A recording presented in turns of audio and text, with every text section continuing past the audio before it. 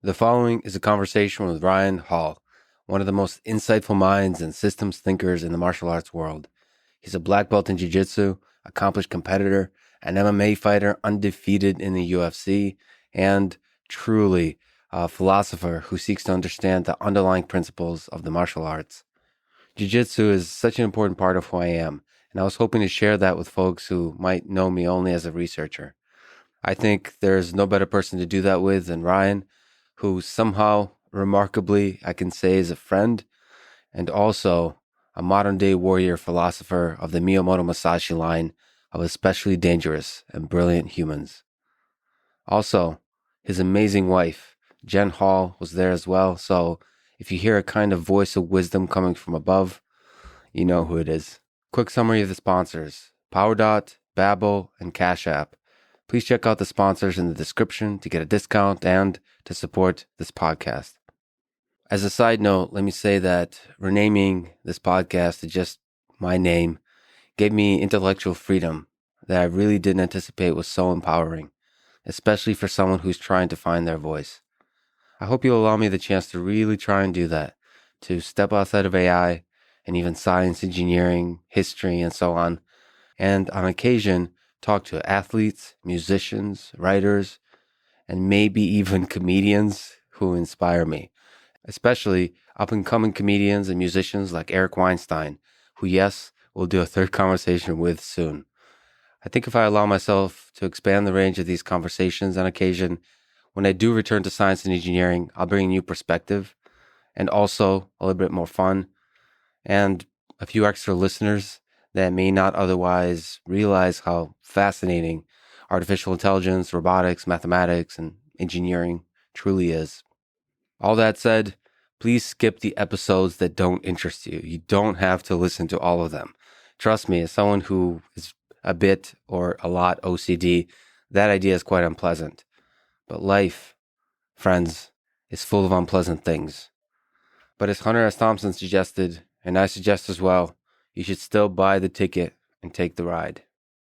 If you enjoy this thing, subscribe on YouTube, review it with 5 stars on Apple Podcasts, follow on Spotify, support it on Patreon, or connect with me on Twitter at Lex Friedman. As usual, I'll do a few minutes of ads now and no ads in the middle.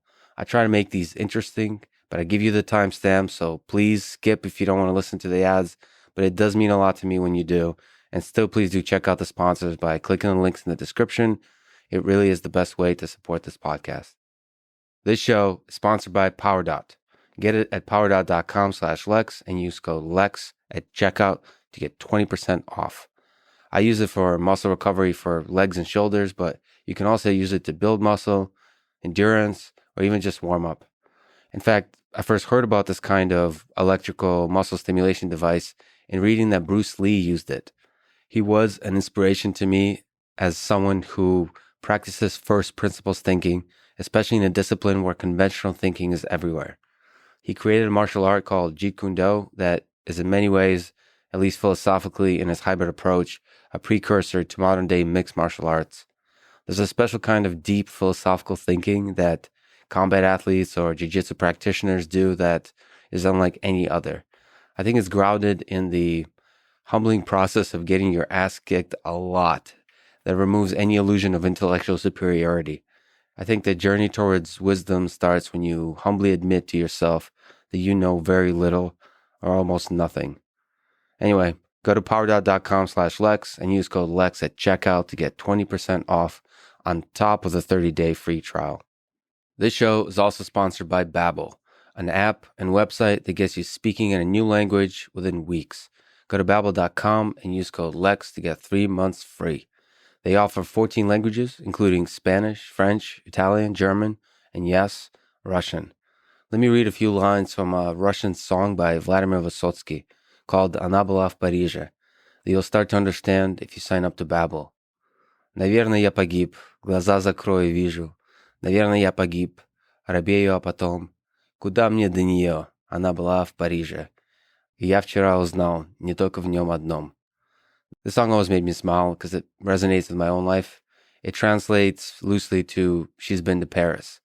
Paris, for a Russian, I suppose, symbolizing a fancy life, and that the guy can never quite fit into that kind of life, expensive things, nice restaurants, cars, all of that.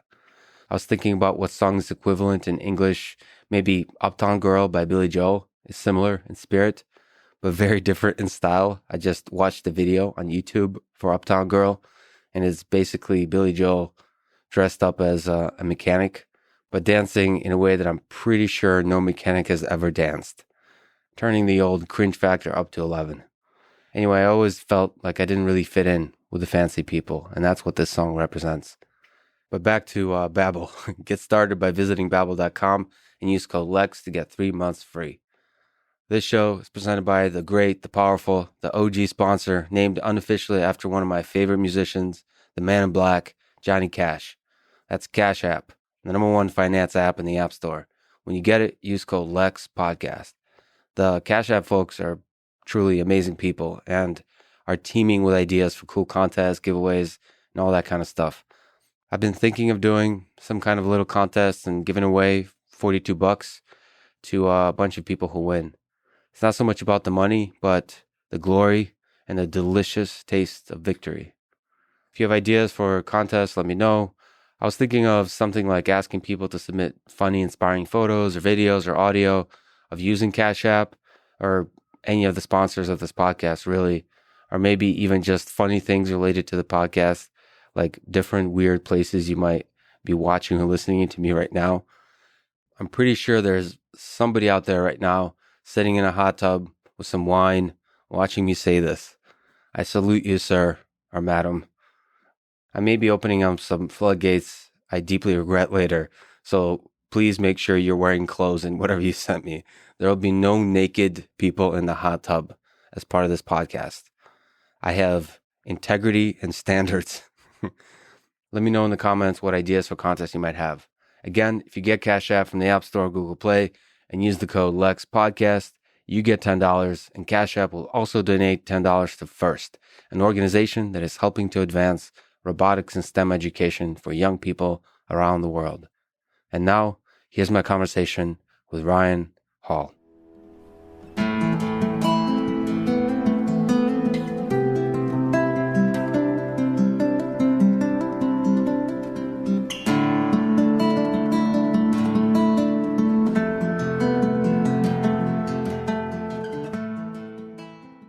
Who, in your view, is the greatest warrior in history, ancient or modern?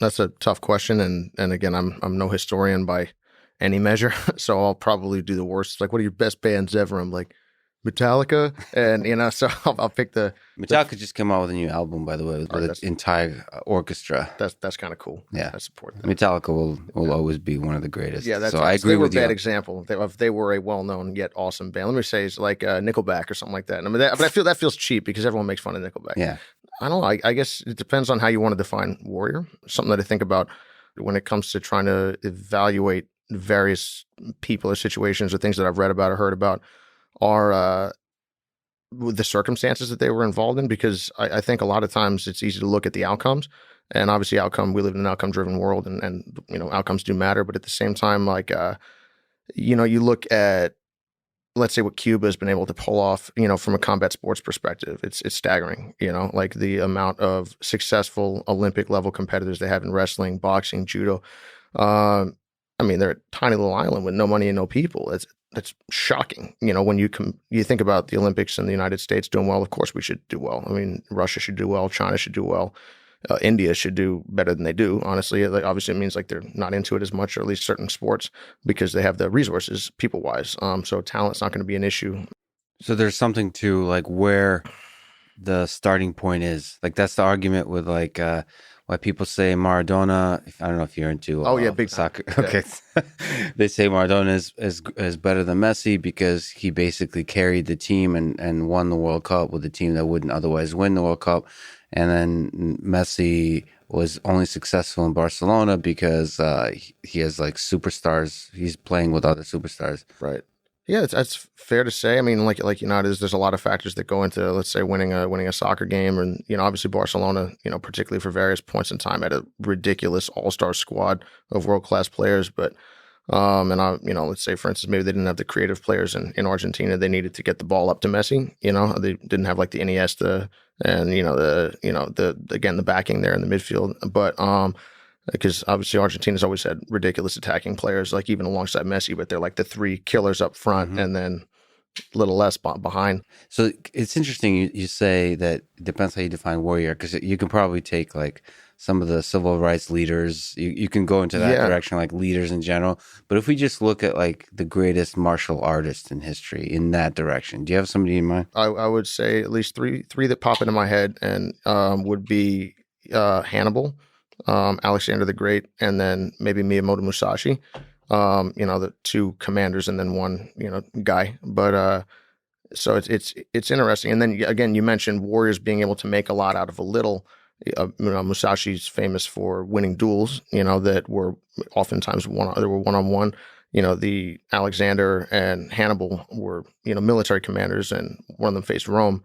And that was an interesting thing. Oftentimes, coming up with novel tactics, different strategies, sometimes under-resourced, having to do novel and crazy things. There's skin in the game. That's an interesting thing, too. I think a lot of times, it's if you're playing a video game, I don't think you can be a warrior because there's no skin in the game. You get hurt, you lose. It's a bummer. It stings a little bit. Maybe it makes you feel slightly disappointed, but Musashi loses, he loses. Hannibal loses, he loses. Alexander loses, he loses, and they lose. I guess the people around them lose. So that's almost like you could use, even from a combat sports perspective, Muhammad Ali. I mean, you consider also their quality of opposition.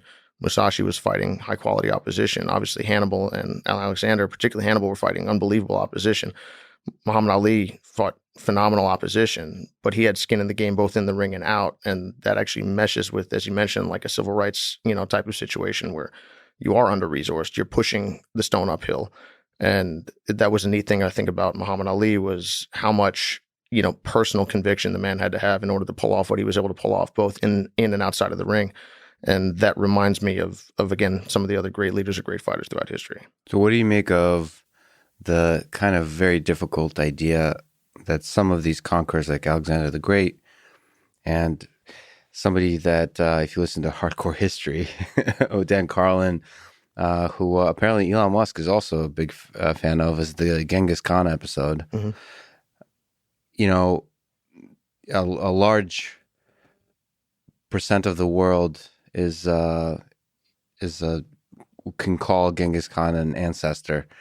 So the difficult truth is about some of these conquerors is that there's a lot of murder and rape and pillage and stealing of resources and all that kind of stuff. And yet they're often remembered as quite honorable. I mean, in the case of Genghis Khan, there's a lot of people who argue, if you look at historically the way it's described in full context, is he was ultimately like given the time, he was a liberator. He was a progressive, I should say. Mm-hmm. Like in terms of the violence and the atrocities he committed, he, at least in the stories, has always provided the option of not to do that. It's only if you resist. Mm-hmm. So you basically have the option: do you want to join us, or do you want to die, and die horribly? And so that's the progressive sort of, that's the Bernie Sanders of the era. Nice. So what do you make of that? That there's so much of these great conquerors, there's so much murder that to us now would just seem insane. It's funny you mention it. I think that maybe it's a human nature thing that we want to, or maybe a misunderstanding thing that we want to cast all of our characters and ourselves maybe as entirely good or as entirely negative, when, I guess the phrase or the saying, one man's freedom fighter is another person's terrorist, is accurate. And a lot of times I think you can understand, as long as you're able to look from various people's perspective. Like if you look at the TV show The Wire, which was obviously, widely, everybody loves The Wire. I thought that I'm not saying anything that's not been said before, compelling characters from all angles. Whether you like the character, dislike the character, you were able to understand the motivations of people doing various things. Even if they did wrongly, they did rightly. We want to cast all of the demons throughout history as completely inhuman, when I think that makes it difficult for us to understand them. And we want to look back at the people that we think of as great, and entirely great. And I think that we're experiencing the problems with this, even right now, socially and politically, is we're trying to look back and decide the people we thought were good are not good, or people we thought were bad are now good, rather than going, hey, there's good and bad to all things. And there are, as you mentioned, the Genghis Khan thing, you don't have to fight back. You do. I respect you for it, but then we're going to have a conflict, and then we'll see what happens. And if you lose, you're going to be sorry that you did, because I have to make it that way if I want to continue utilizing this kind of MO, because I need to discourage the next guy from doing what you're doing right now. And ultimately, though, I guess that's an interesting thing. Imagine you put every single person on planet Earth in a cage. Crime drops, also, there are certain positives to that. And it's just things are as they are. It's difficult, but that is ultimately more the law of the jungle. And I think that we're able to supersede some of that now in modern times. And I think we're fortunate. But as you mentioned, we look back and say, oh, this is horrible. Say, no, that just is what it is. That's how life is at a base level. And, again, if you're a lion and I'm a gazelle, I don't really like it very much, but we don't call the lion the bad guy. We don't sanctify the gazelle, or the other way around. So it's interesting when you pull back some of the controls that we put on our behavior, and in modern life, which I think are generally speaking positive, we get down to how things often are. And at the same time, modern life was built by people like Genghis Khan. So then you get down to the ends justifying the means. It's a tough question. These aren't things with easy answers, or at least if they are, I certainly don't have the smarts to figure out the answers to them. But it's difficult. I would just say people in the world are complicated and layered, and depending upon which side of the line you're standing on at various times, you may like or dislike someone. But I can't remember. I can't remember whose idea it was. This is killing me, but it's the veil of ignorance, I guess. The philosophical, idea of the veil of ignorance, where I go, is sticking everyone in the cage the right thing to do? And I say, or everyone but me, and I say, well, no. Why? Well, it would make my life easier if I just went over and took all of your stuff, as long as you couldn't stop me. I mean, of course, that's a great idea. That's what everyone does in every video game. But in Skyrim, you steal stuff when people aren't around. But ultimately, you go, well, this isn't the right thing to do, because if I were on the other side of it, I would not appreciate it. It's inherently not a good thing to do. I'm only doing it because I think I'm going to win. And that's a fine way to be, but you don't have the white hat on, I guess I would say. So I think without those philosophical underpinnings to rein us in, I guess morally speaking, it's very difficult to say what's right or wrong. And you just say certain actions have a reaction, almost like a physics sense. If you kill everyone in your way for as long as you're able to, your life will be easier. I mean, you're setting the table for someone doing the same to you when you're no longer the tough guy, but it is what it is. Yeah, if you look at like the Instagram channel, Nature is Metal, it hurts my heart to watch, to remind me, a comfortable descendant of ape, how vicious nature is. Just unapologetically, there's a process to it where the bad guy always wins. The violence is the solution to most problems, or the flip side of that, running away from violence is the solution, depending on your skill set. And it's funny to think of us humans with our extra little piece of brain that we're somehow trying to figure out, like you said, in a philosophical way, how to supersede that, how to move past the viciousness, the cruelty, just the cold exchange of nature. But perhaps it's not so.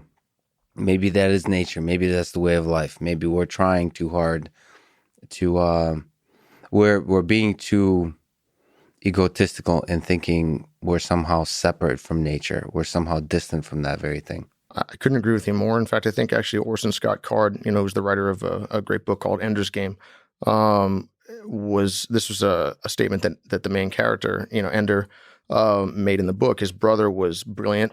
His brother was like kind of sociopathic, brilliant kid that ended up kicked out of the school that they were all into for battle commander.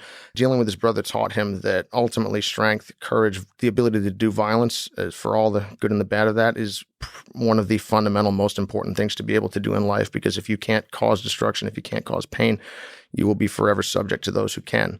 And I think that you mentioned egotism. I think that's a disease that could obviously strike any of us, but it's something that we're looking at now. I think we should be unbelievably thankful as people that live in the world that we do, that we can walk down the street without having to worry that I'm like, well, don't worry, that 6'6", 270-pound person over there is just going to leave me alone. And I have a Rolex on, but whatever, I'll be fine, because that person is deciding to leave me alone because we've all agreed to live in this relatively, sane and or, constrained society because it benefits all of us. And we're doing it because of a philosophical underpinning, not because nature dictates it be that way, because nature dictates it go in a very, very different direction. And the only thing stopping that person from doing something to me is either me, that person, or someone else that will stand in between us. And if I can't do it and there's no one there to stand in between us, then the only thing stopping that person is that person. And I have to hope that they're either disinterested or disinclined to do that sort of thing. And I think that, it's keeping in mind that is the fundamental nature of the world, whether we like it or not, is important. And I think the quest to fundamentally alter human nature is going to be ultimately fruitless. And then also it is a little bit egotistical. A lion does what a lion does. We can try to box it in and we can try to, guide this direction, that direction. But, nature is as it is and as it always will be unless we want to start to constrain it significantly. But now I'm starting to get into individual rights. Who put me in charge? Who says that I should be the one to make the choices constraining? Because many of the most awful things that have happened throughout history, one group or one person has decided to constrain others. And we don't like Genghis Khan doing that. Well, I'll do that on a little level. Are there going to be benefits and beneficiaries? Absolutely. But there'll be losers in that too. So I guess it's a dangerous game. It's almost like putting on the One Ring. Remember when Frodo offered the One Ring to Gandalf and Gandalf said, no, I would take it away. I would put it on. I would use it out of the desire to do good. But through me, it would wield a power so terrible you can't imagine. I think that's the big question for anyone that decides that's able to have reach and able to have power. I mean, obviously I can't speak to that, but imagine you did have national level, global level power. How would you use it? Would you try to change the world? Would you be glad that you did down the line? I don't know. Yeah, that's the thing we're struggling now as a society. Maybe it'd be nice to get your quick comment on that, which is the people who have traditionally been powerless are now, seeking a fair society, a more equal society, and in attaining more power justly, there's also a realization, at least from my perspective, that power corrupts everyone. Even if the flag you wave is that of justice, right? And so, not to overuse the term, but it'd be nice if you have thoughts about the whole idea of cancel culture and the internet and Twitter and so on, where there's nuanced, difficult discussions of race, of gender, of fairness, equality, justice, all of these kinds of things. There's a shouting down, oftentimes, of nuanced discussion, of kind of trying to reason through these very difficult issues, through our history, through what our future looks like. Do you have thoughts about the internet discourse that's going on now? Is there something positive? Yeah, I mean, that we can pull out of this? It's an interesting thing to see, I guess. As you mentioned, anytime you're wielding power, whomever you are, doing so carefully is important. And it's very, very easy to look at the people that have power and that are using it poorly or have used it poorly and go, hey, you're the bad guy.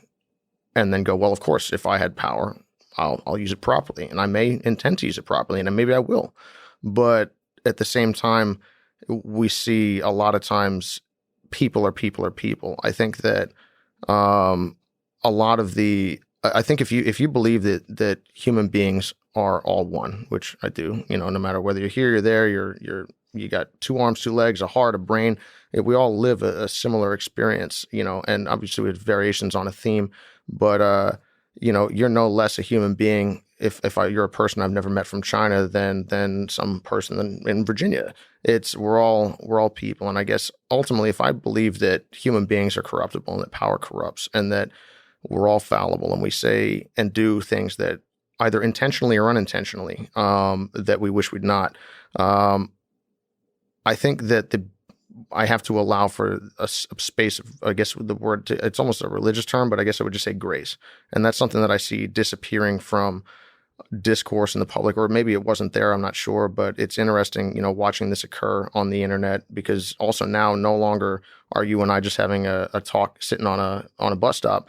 It's now in writing. Everything's in writing. The old saying, like, don't put that in writing. You're like, don't put anything in writing. That's how you get in trouble. And basically, with the degree to which everything is recorded, but recorded in tiny little bites, it's very, very easy for me to wave every last little foolish, ignorant, incorrect, or correct thing that someone has ever said or done in their face to support whatever argument that I'm trying to make about them or a situation.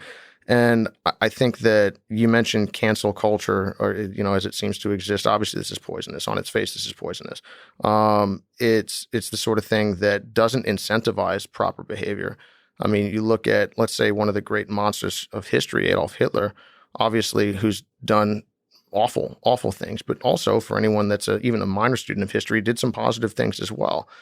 I don't have to embroider this person's crimes. I don't have to act as if there was nothing good a monster has ever done and nothing bad that a great person throughout history has ever done.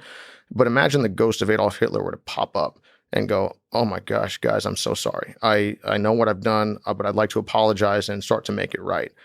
Well, I mean, you'd hope that, if he popped up over here, you go, well, I don't really like what you've done. And I don't like you, but at the same time, I'm glad to hear that you're attempting to make this right and push in a positive direction, even if you can't make it right. Because otherwise, what am I doing? I'm disincentivizing change for the better. I'm looking to wield whatever power I have in a punitive fashion, which does not encourage people to do anything other than double down on the wrongs that they've made, knowing that at least they're going to have some support from the people that support that. And I guess I want to. You would hopefully look at the use of the internet as a tool that can educate, and I guess I don't like the word empower, but empower people to do various things, extend their reach, but educate and learn rather than to further solidify little tribal things that exist, which I think everyone in humanity and human history is vulnerable to. I mean, look at the course of human history; it's deeply tribal, and the tribes or the groups that have been on top at various points in time have done a lot of times bad things to the ones that have not. And you'd hope that we could learn lessons from the past, and rather than, committing the crimes that were committed against us, recommitting them when we slide into the top position, say, I could do this now, but I'll not. I understand the urge to seek vengeance is strong. Of anyone that says differently, I wouldn't trust, But at the same time, we go, we have enough experience in history, enough experience in life, enough, hopefully, wisdom, time in to go, this isn't the right answer. This is only going to replay the things, the worst parts of our history, not the best. And I want to encourage positive behavior. And if I just, again, further lash out at people, although understandably, done understandably, I'm simply just going to just perpetuate the cycle that's gone on to this point. So you hope that even though we're seeing a lot of turmoil societally at the moment and globally at the moment, that I guess our better angels can prevail at a certain point. But it's going to take a great deal of leadership, and I think that we're sorely missing like a Martin Luther King style character at the moment, or a great leader. And I'm hoping that one will show up. For sure. And by the way, a word I don't hear often, and I think it's a beautiful one, which is grace. That's a really interesting word. I'm going to have to think about that.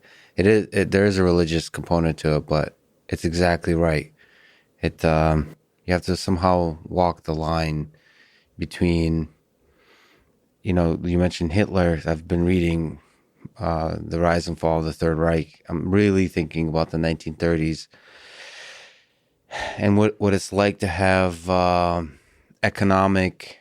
My concern is the economic pain that people are feeling now, quietly, is really a suffering that's not being heard.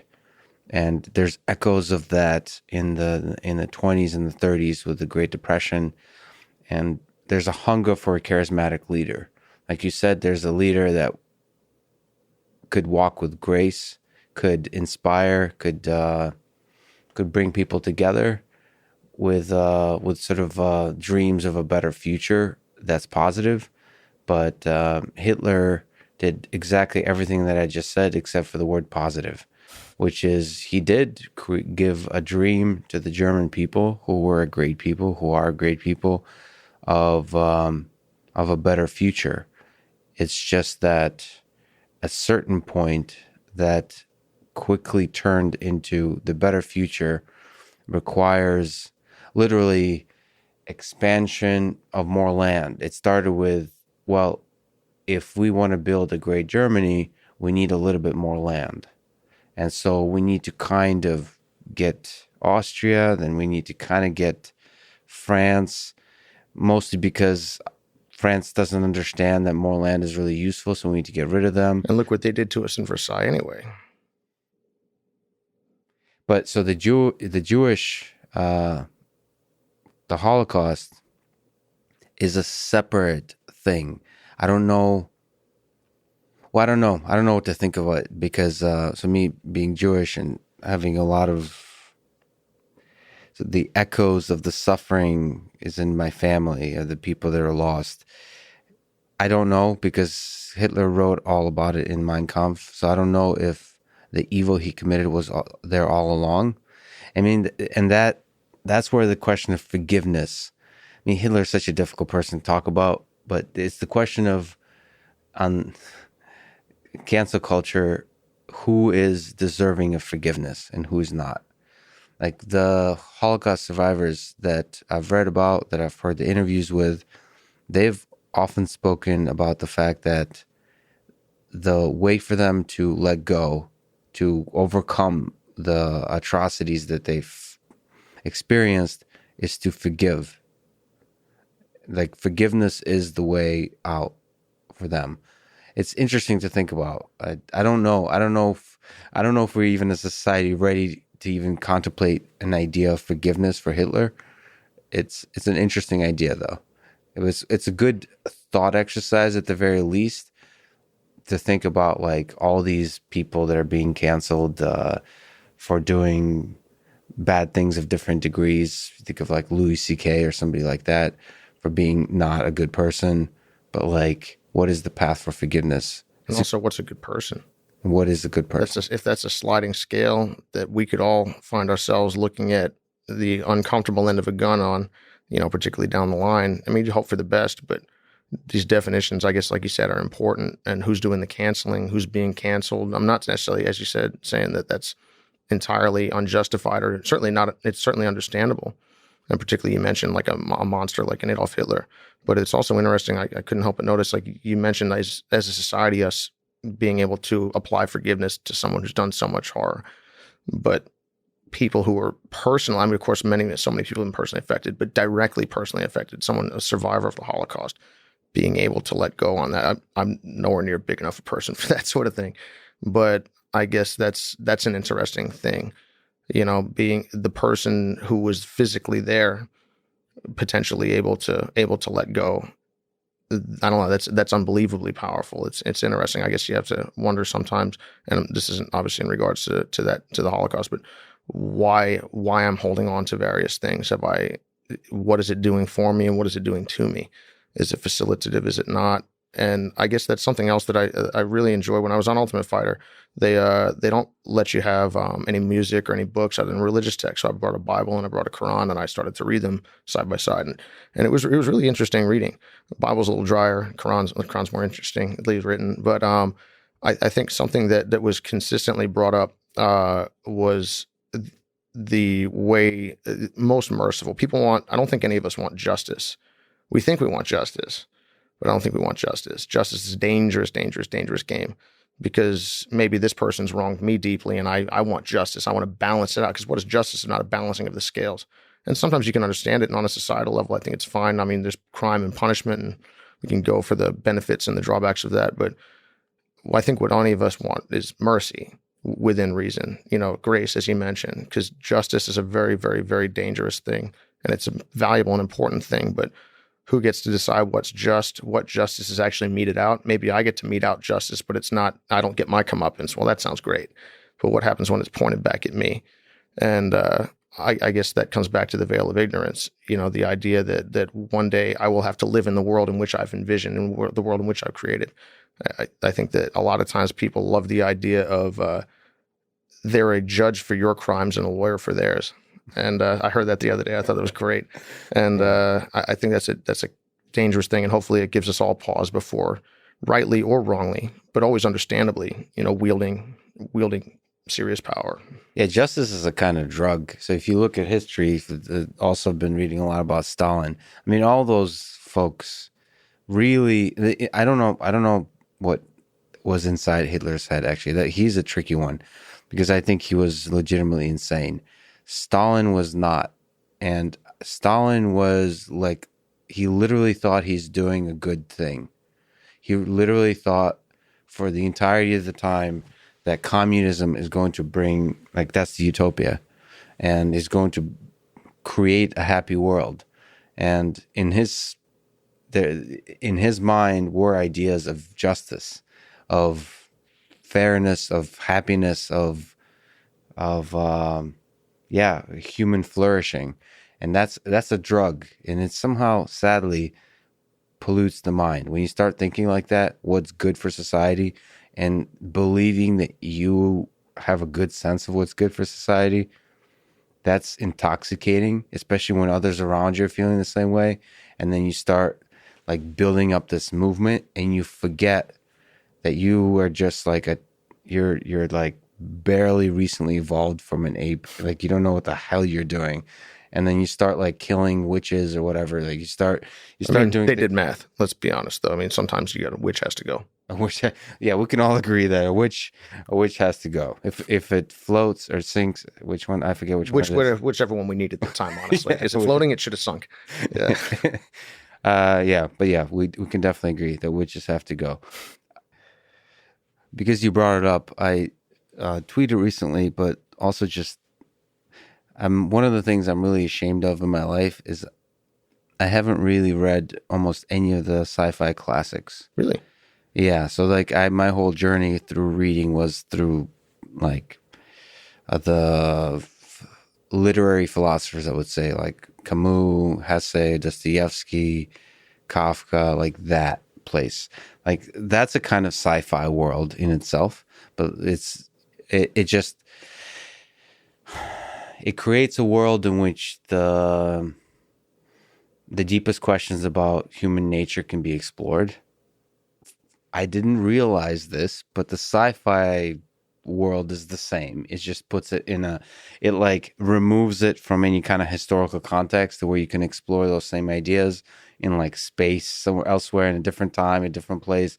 It allows you almost like more freedom to like construct these artificial things where you can just do crazy kind of human experiments. So I'm now working through it. The books on my list are the Foundation series by Isaac Asimov, Dune,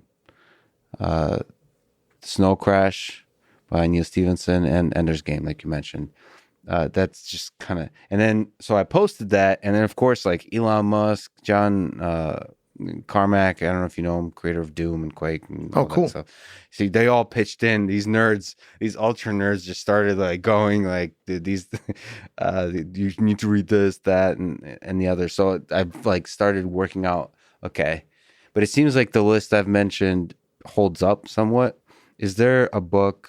Is there sci-fi books or series or authors that you find are just amazing? Maybe another way to ask that is like, what's the greatest sci-fi book of all time?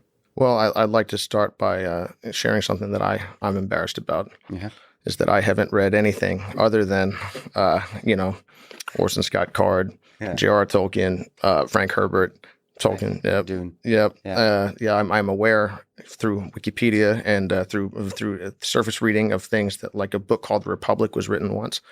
There were some other good ones. So you read Wikipedia. You're a prolific reader of Wikipedia articles. Well, or occasional. Occasional, yeah, exactly. In between whatever else it is that I waste my time on. But yeah. So I should say I posted on Reddit questions for Ryan Hall, and there's like a million questions. but like half of them have to do with Dune. No, not really, but like people bring up Dune. I don't understand why. Did you mention Dune before? Well, we actually have a show actually made us a Dune themed gi one time, which I thought was kind of cool. I'll send you one. I'll give you one. We got extras. That's awesome. But actually, to your point, actually, this is a Orson Scott Card quote. Actually, the writer of Ender's Game, fiction, because it's not about somebody who actually lived in the real world. Always has the possibility of being about oneself.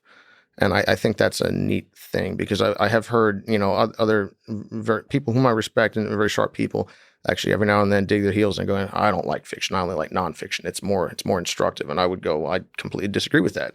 I think we have a hard enough time figuring out what happened at 7-Eleven 3 hours ago that let me tell you what happened 600 years BC. I'm like, hey, I'm interested, but don't tell me this isn't a story too. Yeah. There's factual components, I have no doubt. But we struggle sometimes to, like, I guess what I like about fiction is that you can tell me a story. It's all about people. I mean, every now there's more and less believable things. And I think Dune would be an unbelievably well-written, in my opinion, for whatever, what do I know? But I really like Dune. I'll say that. Well-written example of, human beings interacting with one another, the political component to that, the emotional, the intellectual, the relationship components to all of that. And, I think that Dune is neat because it's a sci-fi novel, but only in the loosest sense. It's really a story about religion, about group dynamics, about human potential, about belief, learning, politics, governance, ecology. It's the best stories remind me of history. The same way history, hopefully, is not just a list of facts that I try to be able to recall or factoids that I try to recall, but a story that I can understand and see how the threads of time kind of came together and created certain things. And a lot of times, like we say, I'm like, how the heck is what's going on right now, or 100 years from now, or 100 years in the past happened? And you can look back far enough. If we had accurate knowledge, if we had that hypothetical perfect pool shot, at the beginning of time, we would see an unbroken chain of events that led us to where we are, and where we are will potentially lead us to where we're going, which is, again, why hindsight's helpful. But I think it's neat. Like, I guess I really enjoy, for instance, a book like Dune, and they're actually making a movie out of it, which I'm skeptical of, to be honest, because it's going to be difficult to bring that to the screen for a variety of reasons. But there was at least 100 questions. Ask Ryan what he thinks about the new Dune movie. I am not enough of an authority to have any sort of decent opinion, but I guess what I would say is so much of it goes on in the character's mind. Like, how much of any of our day is any lived experience, as it were, is internal. The majority. How many times are people walking around? And, they're like, hey, what do you see right now? I'm like, well, I see this picture. I see a wall. Hey, there's Lex. But really what I was paying attention to was what was going on inside of my head for a moment, and almost the rest of the world tuned out and kind of dimmed. And I guess that I think that's going to be a struggle to any time you want to bring that type of a written story to a visual medium. I think it's going to be more difficult, but it'll be interesting. It's definitely one of my favorite stories, and it's honestly helped me become better at life, in my opinion, better at martial arts. And I think the writer, I think Frank Herbert, was absolutely brilliant, whether those were all his ideas, which in reality, none of us, or all of our good ideas aren't ours. We're a combination. Maybe you came up with something, you're a curator of other good ideas, and some things you borrowed from somewhere without even realizing it.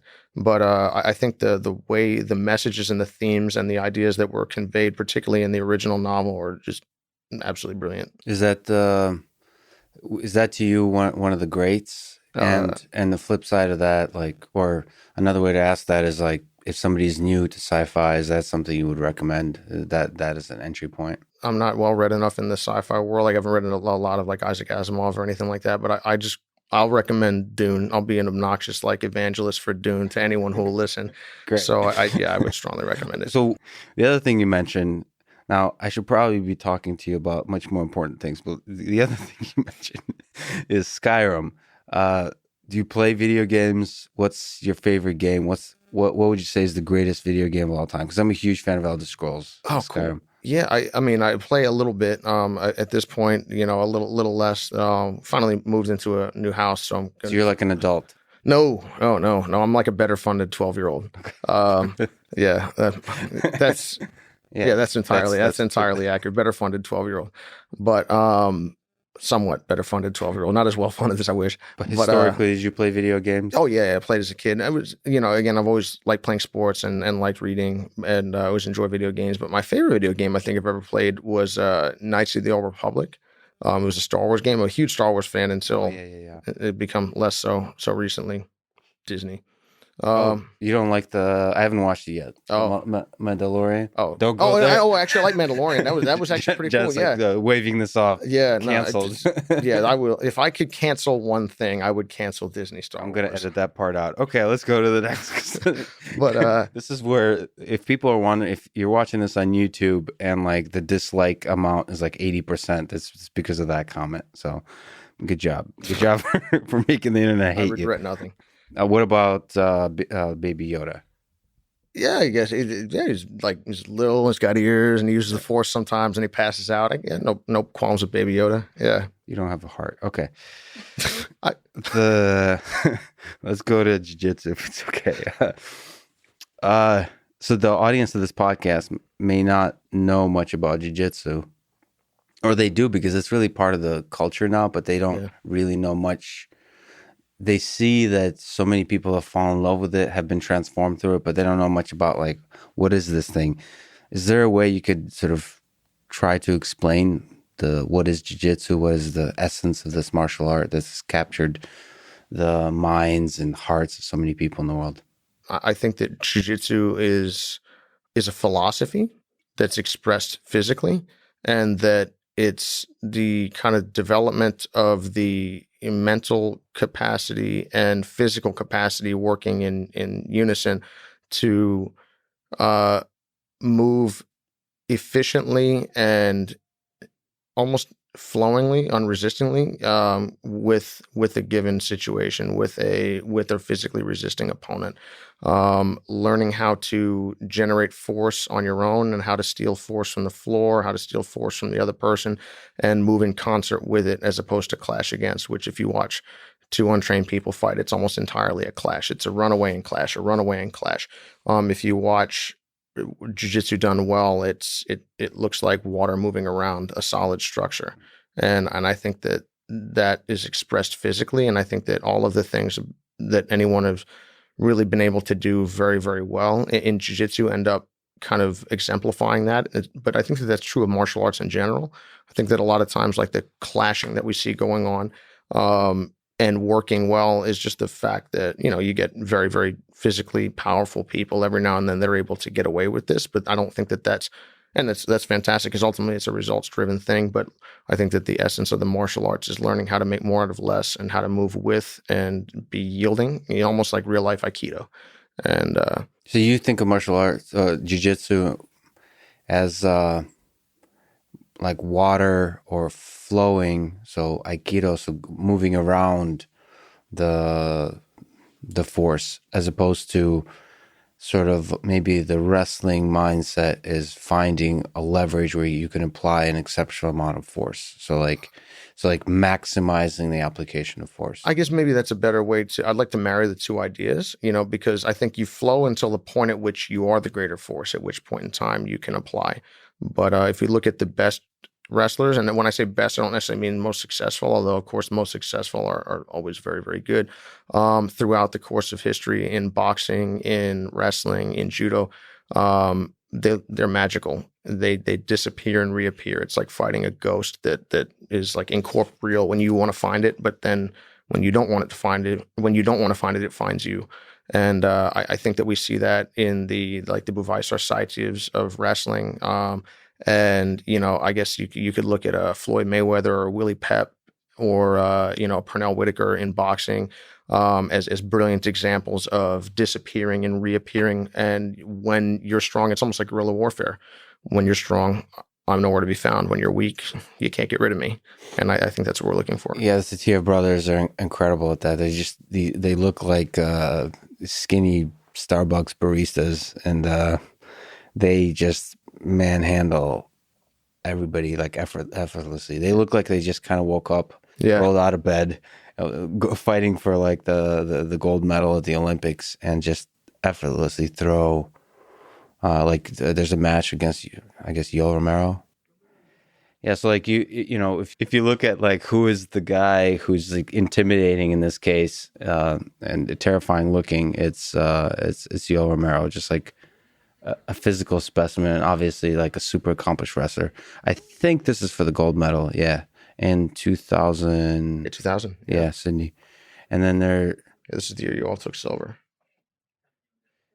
And what you like, just to show you, like, there's a inside trip, effortless, Uchi, and he does it again. Yep. It's a really creative kind of wrestling where it's organic. You throw in all these kinds of, this is a mix of judo, a mix of like weird kind of moves. It's not like as funky as Ben Askren. It's just like legitimate, basic. Well, it's not funky for funky's sake, and I'm not poking Right. Ben Askren to imply that that's what he's doing. But it's like it's funny. It's like a lot of times it's almost like Musashi talked a lot about that. That the only goal of combat is to win. Is the outcome is it's outcome driven versus like flourishing, cool looking movements. It's like unless that had a utilitarian purpose, like what are you wasting your time with that, both in the fight and also in practice. But as you mentioned, it's almost like it looks like judo, it looks like wrestling, it looks like jiu-jitsu. It's almost like, I guess, that reminds me, all of the martial arts is, again, deeply tribal as well. I want to learn Lex Fridman martial arts, and then I want to learn another, I guess, transcendent person's martial arts. And it just happened to be the set of movements that you tended to do most of the time, thanks to your body type and your opposition and whatnot. But then I try to codify that and force those to work, as opposed to going, I want to understand how the body works in concert and in Congress with something else and other forces, and move appropriately. And that's why it's like, it always struck me that the Saiti brothers are great examples of just moving like water. But they, to use Bruce Lee, which is a little trite, but again, he's brilliant. It's like water can flow or water can crash, and they would crash when they needed to crash, and they would flow when they needed to flow, but they would flow for the purpose of dissipating and then crash when they would win. And at the right moment, then go back to flowing the second that the other person found them. And it's beautiful to watch. It's artistic. And I think that great expression of anything physical is ultimately studied as a science, but expressed as an art. And I think that that's something that gets lost in jiu-jitsu a lot of times when it gets a little nerdy, like do this, hand here. Like, it's like the more details I have, the better. When in reality, that's just not in my experience how it's done. Might be a fun exercise of saying, like, what are the main positions and submissions in the art of jiu-jitsu? You don't have to be complete. That's a ridiculously... I apologize for putting you on the spot like this, but it might be a nice exercise to think through it. Sure. I mean, I would just say that you have your arms bend in various ways. You have key lock, Americana, straight arm locks, Kimura, omoplata. Omoplata is a Kimura. Kimura is an omoplata. It's just That's executed. Submissions. So like submissions, yes. Breaking off your arm in all kinds of ways. But ultimately, the question is, let's say you were a Terminator, like a robot which of course you are. Go on. Go on. It's like, all right, so we're being completely literal. Yeah. And I couldn't harm you with any of these things. Would I still use these positions? The answer is yes. They create leverage, they create control, they create shapes that I can affect and that can affect me, and they can be affected through other forces and other objects or structures like the ground or the wall. I really enjoy mixed martial arts because there's another component rather than just me and you and the floor. There's me, you, the floor, and the wall, and it's another player in the game that doesn't exist in a grappling context in a non-enclosed, I guess, area of combat. But you can strangle me or choke me. What do you call it? Without my arms being involved, or you can use one of my shoulders to pin one side of one carotid artery off, and you can enclose the other. You can turn my knee in the exact same ways that you can turn my arm straight, this way and that way. You can add a rotation to that, or it can be directly linear against the joint. So I guess what I would say is the more that I've been able to understand jiu-jitsu, the more that it's given me a look into how we learn language, where rather than learning 5 bazillion adjectives, I understand what an adjective is. And of course, we are all read into some degree of vocabulary. I understand what an adverb does. And I understand what an adverb is. I know what a noun is. I know what the component parts of a sentence are. I know what, I guess a clause, a contraction, any of these things. And it allows you to be interesting and artistic with your language to the extent that you can. But I can't, I can speak a degree of Spanish, but I'm not even slightly artistic in Spanish. I would be something, I speak like a child with a head injury. And anyway, But your basic understanding of the English language allows you to then be a student of Spanish. 100%, but I'm limited by my experience. I'm limited by my understanding of techniques, and I'm limited by my understanding, almost like, let's say techniques are like vocabulary.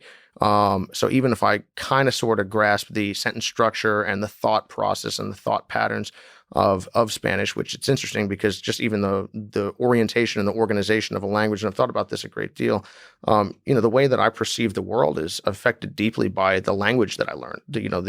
Again, if I learn, I have no idea how the Chinese language structures, but I can only imagine that it would affect, it's like a different lens. We're all looking at the same thing, but I have a different set of sunglasses on than you do. That's very, very interesting. I'll use the Quran as an example. Apparently it's unbelievably poetic and in Arabic. It's still neat and was interesting reading in English, but I'm told by people that I trust that it just one doesn't bear a resemblance to the other. And I think that's a very interesting thing, that you may be able to say the same thing, but in a different way, in a more artistic way that may not translate on a one-for-one kind of fidelity. But the more that we're able to understand about how the body works, the more examples of the body working this way, the body working that way, the body working that way, the more that I'm able to eventually become an artist. But it has to be studied as a science first. And it does start with technique collection, vocabulary collection, the same way we learn in school, where you remember how to say quickly 17 different ways. And let's say I speak Spanish, I only know 3. So you might use an adjective like quickly in Spanish, but use one of the many, many options to describe that I don't understand. And now I sit there and go like, wait, what? I can't be artistic. I can't be as organic with the language as I'd like. So I believe that jiu-jitsu a lot of times starts with the acquisition of a lot of, hey, do this drill, this technique. Here's an Americana to an arm lock to a triangle. But the problem with that is oftentimes we get stuck in that phase. People eventually become move collectors or sequence collectors. And I noticed this when I'm trying to do DVDs, or I guess like an instructional series now, or even teaching in class. I don't believe in that form of learning anymore. Not that it's not valuable, but I don't understand jiu-jitsu on that level anymore. So what I'm trying to do is get across the basic ideas to people and say, hey, you need to fill in the gaps with going to class all the time. You need to go, hey, learn this move, learn that technique, because otherwise I'm basically just throwing at you like 75 different words that you could use, but that hasn't really taught you how to speak a language. Whereas if you give me the language structure, you can fill in these pieces on your own and then eventually speak organically in Lex form, which will be ultimately unique to you, because otherwise you just end up being like a weird facsimile of whatever it is that I'm doing, for mostly the worst, I'd say. But yeah, that's what people comment, like, is this, especially people who haven't listened to me before, is this guy drunk or high? Does MIT really allow slow people to to be like, quotas. what's quotas? Yeah. Like, what's wrong with him? Is he getting sleep? Are you okay? Does he need help? So that's similar with my jiu-jitsu. Is like, is this guy really, whatever rank I was throughout, I remember just like, is this guy really this rank? I just have a very kind of certain way of sitting and being slow and lazy looking, that there was ultimately the language that I had to discover. And it was a very liberating moment, I think, of probably a few years of getting my ass kicked, especially with open guard and butterfly, to where you really allow yourself to take in the entirety of the language and realize that that I'm different. I'm unique. I'm unique. And like, I have a very, I have a language, I have a set of techniques, a way I move my body that I'm the one to discover. Like, you can learn specific techniques and so on, but you really have to understand your own body. And that's the beautiful thing about jiu-jitsu, like you said, is like the connection about your philosophy, your view of the world with the physical, and like connecting those two things, how you perceive the world, how you interpret ideas of the world, about exhaustion, about force, about effortlessness, like what it really means to relax, all these kinds of loose concepts, and then actually teach your body to like do those things, and like, and be able to apply force in spurts, be able to relax in spurts, and like figure all that stuff out for my individual body. But it's, as you mentioned, I couldn't agree with you more. It's a discovery process, and no one can cheat that process. which is at the same time, it's almost like imagine I want to start writing books in second grade, unless maybe I'm like staggeringly brilliant, which I can only conceptualize someone being able to do that, but maybe a Mozart of the English language where you're out there doing it. But for most of us, we don't have enough knowledge, enough information, enough experience to be able to express ourselves. So we have to basically input, repeat. Which is important, but it's the process, as you say, of going through that, of getting your ass kicked, of just like, well, that didn't work. Well, that didn't work. That felt right, but I don't know. Nobody else does that. I guess I don't believe in that. Versus eventually going, I don't know. I'll just try going my own way and see what happens. And now I'll get yelled at and people won't like me. And if it works, they'll say I got lucky. And if it doesn't work, they'll say I was dumb. But which maybe all is right. But basically, going through that iterative process that allows you to eventually find your self-expression and find your voice, so that you fight the same way that you speak, the same way that you write, the same way that you think, in a way that is uniquely you, that will also ultimately allow you to understand other people being uniquely them. Because even if you can only conceptualize, and I think about this a lot for society stuff, where I go, well, this is how I feel about this. But am I objectively right? Maybe about a couple things, but that's a small box that I have to be very, very careful about what I think is objective versus what's not. And I have to be open to the possibility that all the things that I think are objectively correct may or may not be. And that should allow me to have some degree of compassion or consideration for other people, both in their martial arts journey and in their journey, as people, as human beings, because I understand that they're on we're all on a path. It's all an iterative process of eventual self-expression. But I think that's one of the things that we see having trouble when we see tribalism, which, I mean, racism expression of that, political affiliation expression of that, all of these things that can go in really uncomfortable directions. People are looking for, hey, where do I plant my feet over here? Where's the thing that I know is right? And we can all agree on the following. And I think that we see that in martial arts. We're like, oh, I do this style. Well, I do that style. I do that style. But it's like, hey, man, we're all just pushing forward in a certain direction here, trying to do our best. And I understand why you feel the way you do. I may have felt like that at one point too. But, I'm just trying to learn and understand versus I've already acquired enough knowledge. Let me cross my arms and start to look who's fucking up around here. Yeah. And I think that it's an interesting trap that I think is a very human trap to fall into, but it definitely happens early on. It's a joke in the jiu-jitsu world, right? Like, the blue belt that knows everything. Well, initially it's like, I know nothing, and I at least think I know nothing. Then I learn a little bit, and I think it's a lot bit. And then, the more you learn, the more you go like, I don't even know what I'm doing. Yeah, that's exactly right. We kind of talked about it a little bit, but once again, a lot of people that listen to this have never been on the mat, have never tried jiu-jitsu, but are really curious about it. Everybody at all positions, like I think Elon Musk's kids are now doing jiu-jitsu. Andrew Yang is like, they're all, the world is curious. Wow. It seems to be a nice methodology by which to humble your ego, which to grow intellectually and physically. So people are curious about it. So the natural question is, if they're curious about it, how would you recommend they get started? Maybe like, what do you recommend the first day, week, month, year, first couple of years look like? Like, how do you ease into it and make sure that it's a positive experience and you progress in the most optimal and positive way? The first thing you can do is simply ask yourself why you want to be involved. I remember the first day that I walked into Ronan Athletics in New York City to train under godfather of my son now, Christian Montez. And I didn't know what I was getting myself into. I played baseball through high school, and I was at Manhattan College in the Bronx, and I wanted to go and learn martial arts because it was always something that was interesting to me, but it was never something that I knew was accessible, and it definitely wasn't really around in Northern Virginia where I grew up. Whereas then you stick yourself in Manhattan and there's stuff everywhere. So anyway, I guess I didn't know what to expect. I didn't know if I was going to get beat up, if people were going to be nice, if people were not going to be nice. But what I began with was, I think, expectation management. And I think that that's something that that'd be the first thing that I would start, is almost imagining, what is it that I'm getting myself into? Because I love the martial arts. Martial arts has given me everything in life, and I'm so thankful. I wouldn't be sitting here without that experience, that journey. The people that I've met, the places that I've gone, I could never have imagined. And I'm just unbelievably thankful for that. But I think that the thing that helped me most of all was starting with going, my mom said something to me one time, and she said, there's two types of people in various situations. There's why and there's why not. And, it's understandable to have questions, concerns, things like that. But and maybe sometimes it's a little bit easier when you're younger to just trust people or just say, I don't know, but we go, hey, you want to climb that rock? I'm like, yeah, why not? Let's go.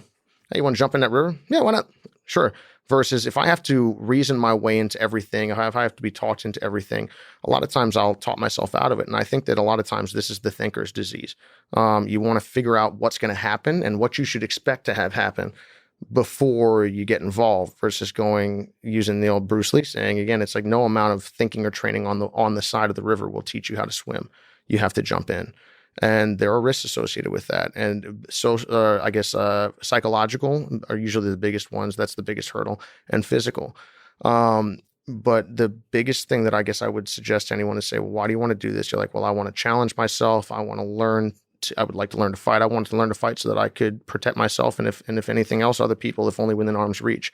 I perceived that if I had some small degree of power, I generally wouldn't use it. Which is why I was like, yeah, I'll give it a try. I'll try to be reasonable. And hopefully if I make a mistake, I'll apologize to people. But basically, said, yeah, I'd like to have that.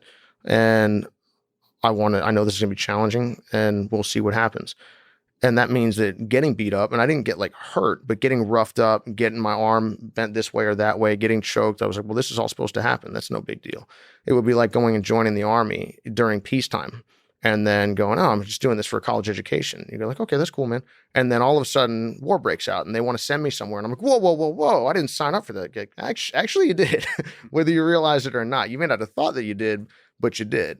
So getting your mind right and just going, what are my expectations for this activity? What is it that I'm looking to do? And of course, you're going into a gym, you're going into a place that you don't know people, or you probably don't know people, and you don't know the coach. And even if you do on a, hey, how you doing, shake your hand type of level, 95% of my students don't know me. Not really. I'll try to be polite and not annoy them too much, but they don't know me and I don't know them. I understand if they don't trust me. I wouldn't trust me either if I were them. But at the same time, someone has to take that leap. And one of the things that I've noticed as a martial arts instructor that's the biggest struggle with dealing with adults, which is why a lot of people like to teach kids, is because kids don't argue. Mm-hmm. Now, that also means there's all sorts of pitfalls with that sort of thing, and that can be an issue. But, I guess a lot of times people get to a point in their life, in their 20s, early 30s, where now I'm a manager now. I know what I'm doing. No one talks to me like that. Yeah. First, it's like, hey, man, you go join boot camp. I don't care if you are Elon Musk. They're going to tell you to shut up and do push-ups. Yeah, and that's what's great about it. Yeah. So you are taking a leap of faith into a world that you're going to be a tiny fish, and you got to hope that the people who are guiding you in that journey are going to have, I can't even say your best interest at heart, because they don't even know you, but they'll try to do no harm, and they'll try to help you in the way that they would understand. And I guess that's what I would try to do with anyone that comes into my gym. I would try to help them in the way that I understand they need, as best I can, and as safe and reasonable a way as possible. But sometimes in a way that's going to make them uncomfortable, particularly if physical combat and it's not something that they've done before. If a lot of people go in without even having played, contact sports. And so that can be a big jump, and you have to understand if that's where you're starting from, no worries, but you're going to have to kind of work your way to it, and it's going to be uncomfortable, and that's okay. It's part of the process, and you're going to have some bumps and bruises, and you're not going to want to roll with that guy in the corner because that person's rough and they beat you up, and you're like, okay, but is this a big hurt or is it a little hurt? If it's a big hurt, okay. If it's a little hurt, need you to soldier up a little bit. Yeah, it's such an interesting balance, because to find, I think one of the most important things, as in anything, I think in life, is the selection of the people that you put around you. I mean, that's true with like getting married. That's true with like if people ask me, like graduate students, like your PhD advisor can be the difference. It's everything. It's like you spend 5 years with somebody, they're going to basically define the more impact on you than anybody you marry, anybody you hang out with. It's a huge impact. And the same with the coach selection, which is like the school selection, it's going to be really important in terms of like who you select will define how happy, like the trajectory of your growth and how happy you are with the entirety of the experience. And yet like the flip side of that is, especially if you have an ego, especially if you are the manager, then you used to let go of some stuff, you're gonna feel like shit with the best kind of coach. That's what you need. Right. But there's a weird balance there to find. Like, I mean, like, and everybody needs a different thing. Like, I'm much more. I enjoy being sort of like. It sounds weird, but like, I am, from the wrestling background. I enjoy feeling like crap, in the sense like the coach, like getting beat up. I don't actually enjoy it. It's not like some masochistic thing or whatever. I know It's exactly like, what you mean. Yeah. it's the growth. Like, I like the anxiety. I like feeling like shit when I go home, like emotionally, physically. It's growth. It's a sign of growth, right? Like It's if a you're sign. not having to feel those things, you're probably in your comfort zone, which is fine, but that's not your growth zone, right? And everybody has a different threshold for Right. that. And I mean, the beautiful thing about jiu-jitsu is like, it's also has like a yoga feel to it. Like, you're learning about your body. So depending on the gym and depending on, in fact, the coaches, the people around you within the gym, you can select little groups too, kind of like Mhm. the people with who you roll. Like, if you're a smaller person, it doesn't mean you have to go against big people. You can go against the people who like smoke a lot of weed and they're chill, or you can go against like that crazy ripped blue belt competitor who's like out to destroy everybody. And depending on like what your mindset is, you can kind of select that. And it's such a fascinating journey of like basically self-discovery.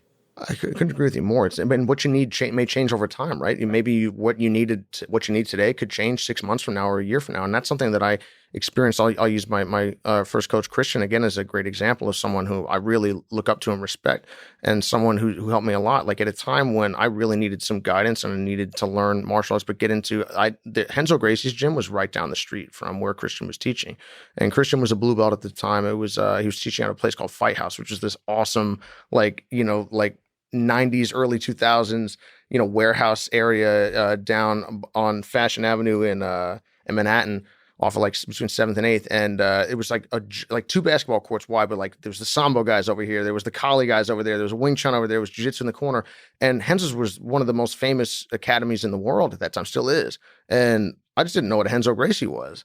And I mean, it's a great gym and it's a fantastic place for people to train.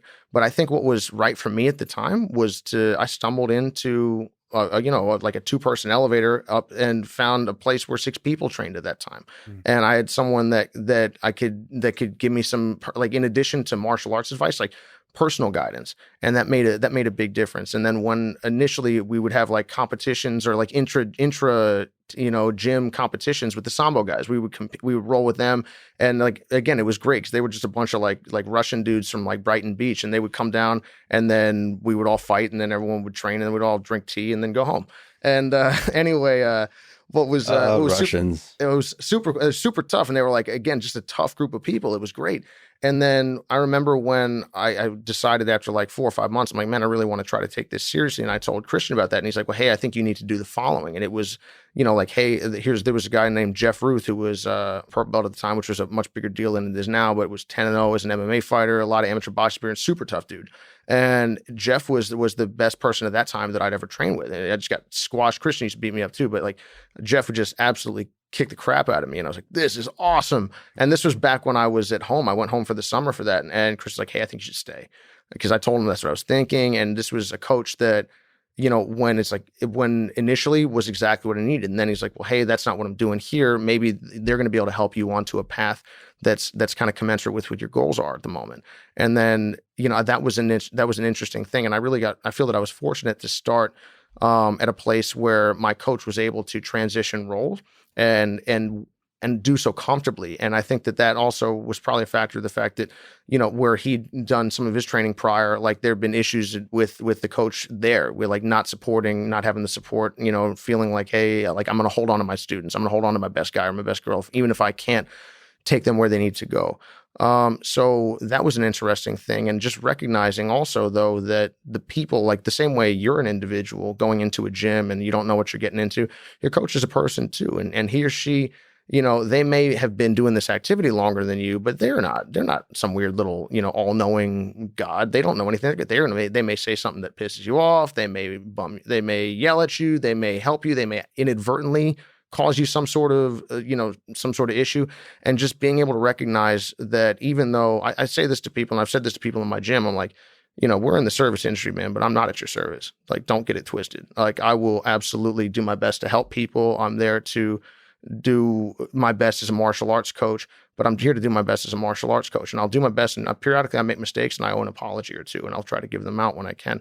But we're not McDonald's. It's not, oh, you gave me $100, so you do whatever you want in here. This is my house. This is my gym. Yeah. This is my dojo. This is the martial arts. This is not a basketball team. Yeah, there's something beautiful about martial arts, like exactly as you said, is the coach, like in wrestling, and at least collegiate, like high level wrestling, is like, there's a dictatorship aspect to a coach that is very important to have. Like this ridiculous sometimes nature of like master and so on, and bowing, all these traditions. There's something, it seems ridiculous from the outside perhaps, but there's something really powerful to that, because that process of, you said, why not, of letting go of the leap of faith, requires you to believe that the coach has your best interest in mind, and just give yourself over to their ideas of how you should grow.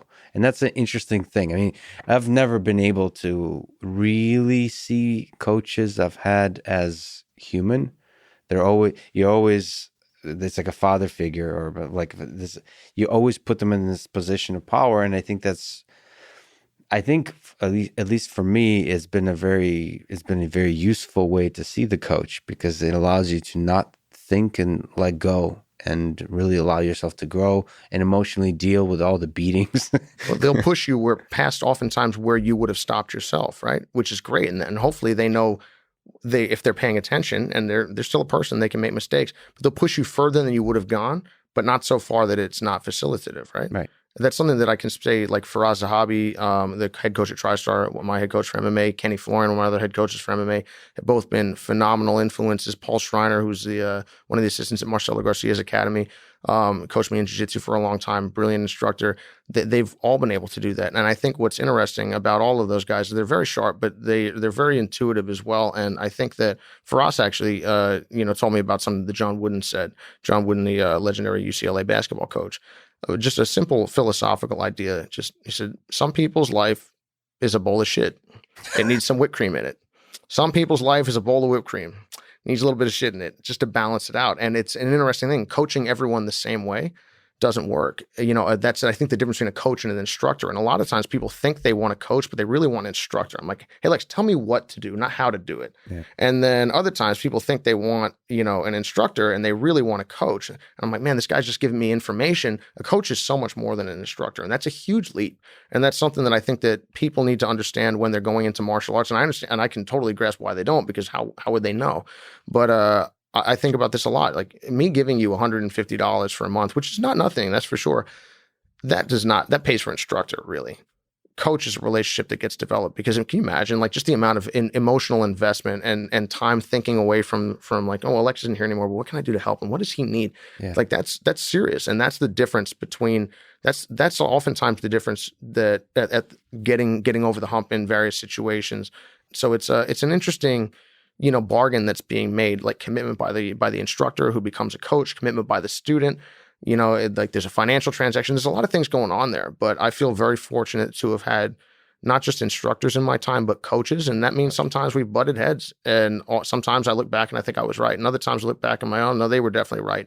But there was always the trust, with the exception of one time that I feel that trust was greatly betrayed, that rightly or wrongly, whether mistakes will be made, but everyone is attempting to do the right thing. Under no circumstances would I intentionally do anything malicious, versus, hey, I might have burnt your house down, but you can be darn sure it wasn't on purpose. And I think that as long as there's that mutual understanding and mutual belief of goodwill, which again doesn't just magic up out of nowhere, I understand. I think that's when then great things can happen. And I look at all the athletes that I know, the guys and girls that I've watched become fantastic in various places. Almost invariably, it never happened alone. Yeah, I'm really torn about that. Like, maybe you can help. Have you seen the movie Whiplash? Mm-mm. So it's I would say from an outsider's perspective, people should watch it.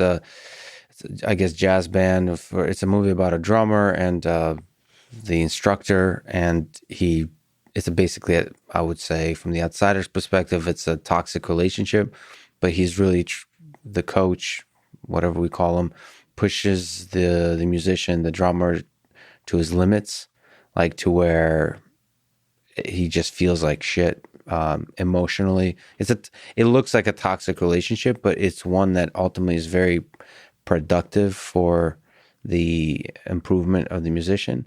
I have the same, like in my own experience. I got a chance to train at a couple places regularly, and so one of my coaches, who is a great human being, a lot of people love him, but when I was a blue belt, he was pushing me a lot for competition, and every time I step on the mat, I was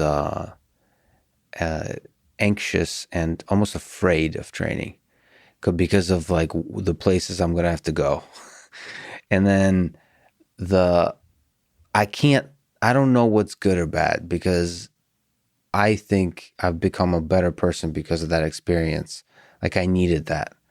And on the flip side, like the place I got my black belt from, it's Balance Studios, I remember also a blue belt, the coach sitting down, and I was going to competition, and he saw something in me where he said, you know, like, good luck, but win or lose, we always love you.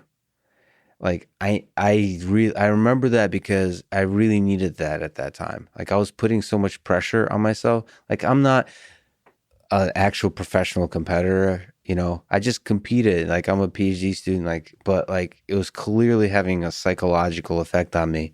And that's what a great coach does, is like, it's like life is more important than jiu-jitsu since That's for it's sure. bigger. So you use jiu-jitsu when you need it to grow as a person.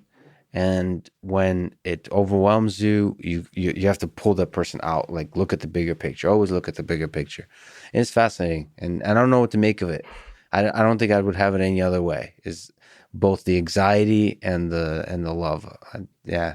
I think that that's a really interesting thing that you're describing, that I guess it kind of brings me back to a lot of the other things we've been discussing, is just almost like the reciprocal nature of everything, where no pressure, that's great.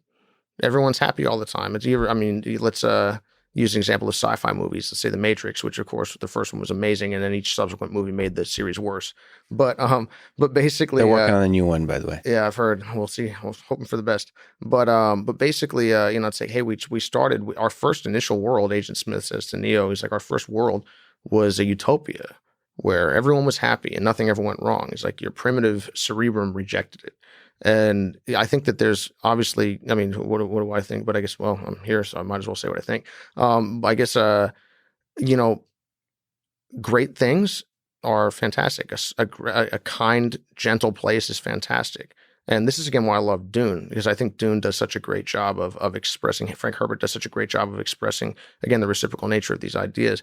Look at Sparta, for instance, or at least what I understand of Sparta from the reading and also watching 300. Reading the Wikipedia article. And reading the Wikipedia article about the movie, not the place. That's a hard, brutal place. And was there benefit to that? Like, absolutely. Was there drawback to that? Absolutely. Is it sustainable? I would think probably not.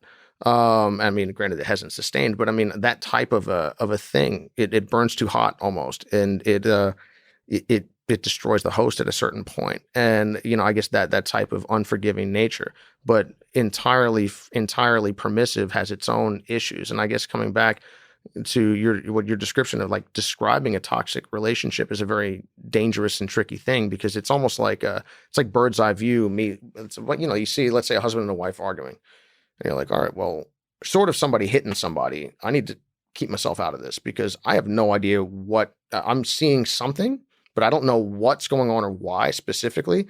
And again, short of it going to a place that's just out of bounds, I don't know who's right here. I don't know who's wrong, and I don't know what phase of this things are in.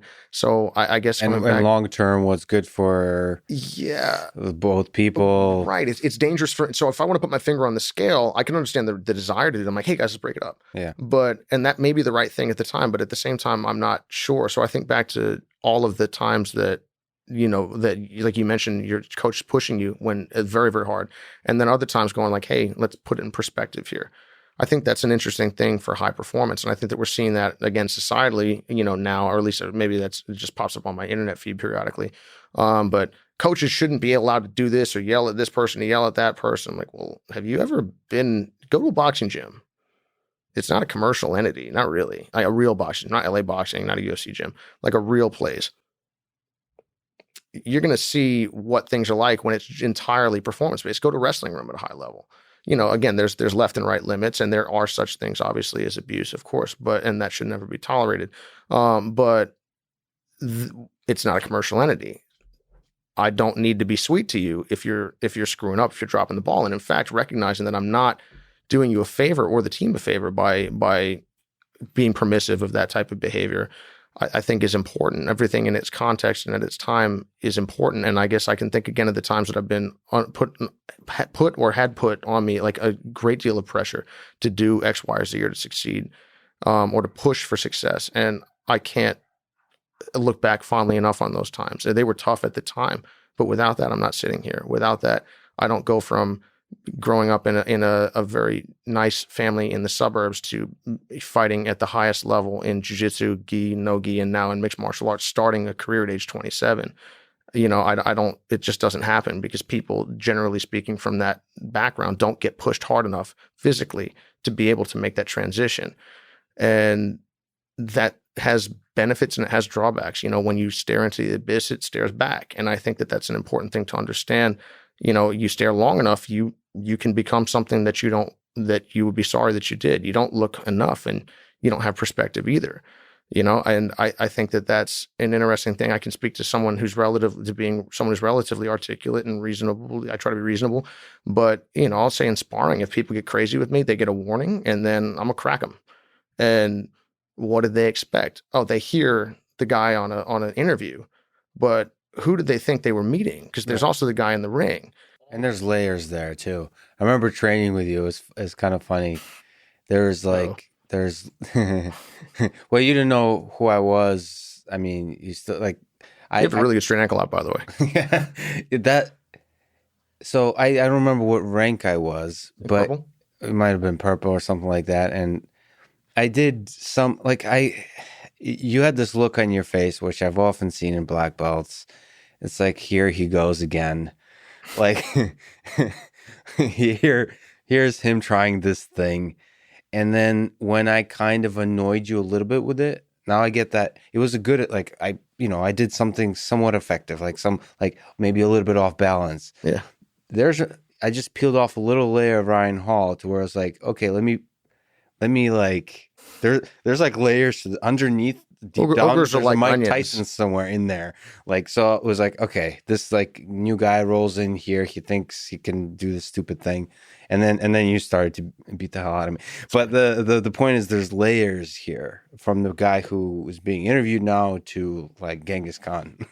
But it's funny. All in the same body. Right. But it's like all of us are like that, right? Yeah. In various different directions, and recognizing that's okay. It's just there are consequences to every choice that we make has a consequence. Sometimes there's objectively wrong or objectively right, but at least in my mind, that's a pretty small box. Yeah. Everything else is just there's a consequence to that. Do you like that consequence? Do you not?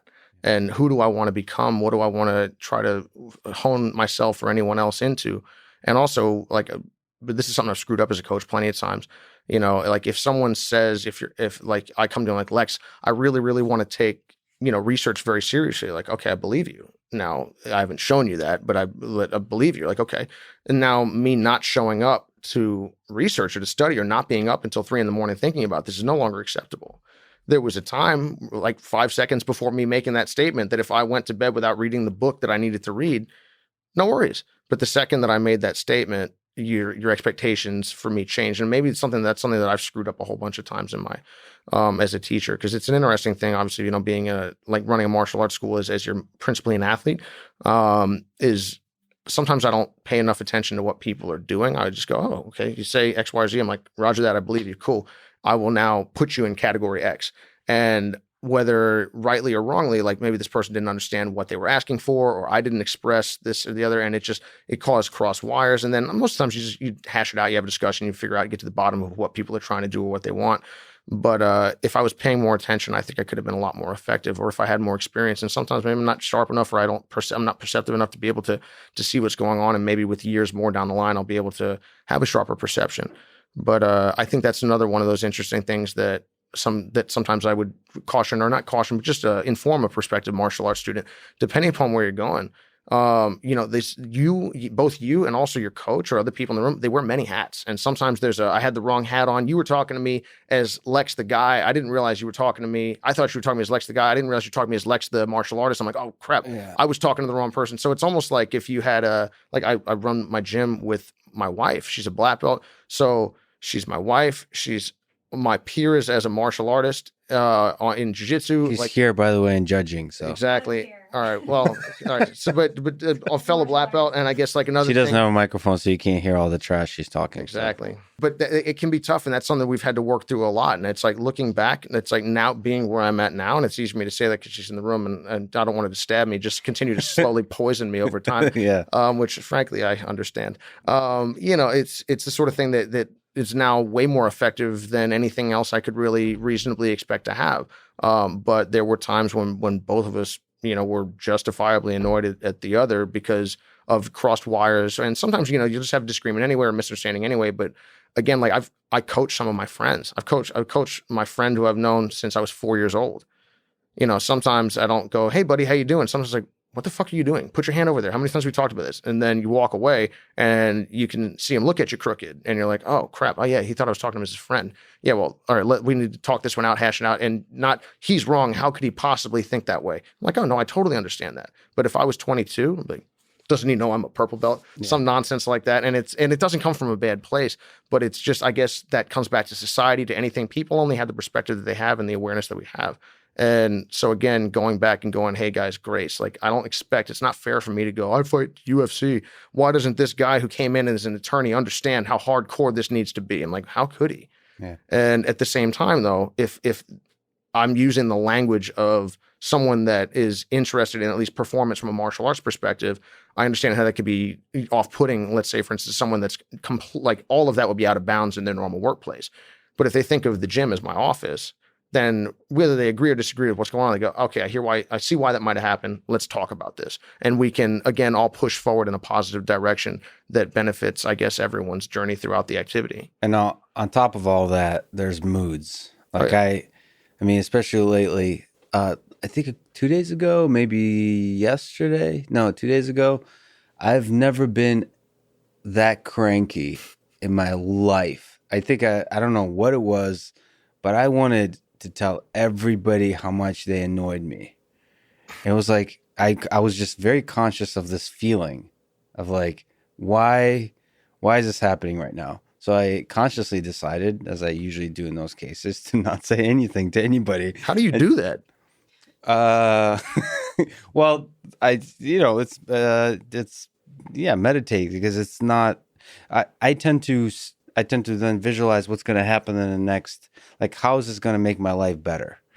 Like, if I say something that mean to somebody else, I have just started a conflict that will just escalate, will continue, will add more conflict to my life.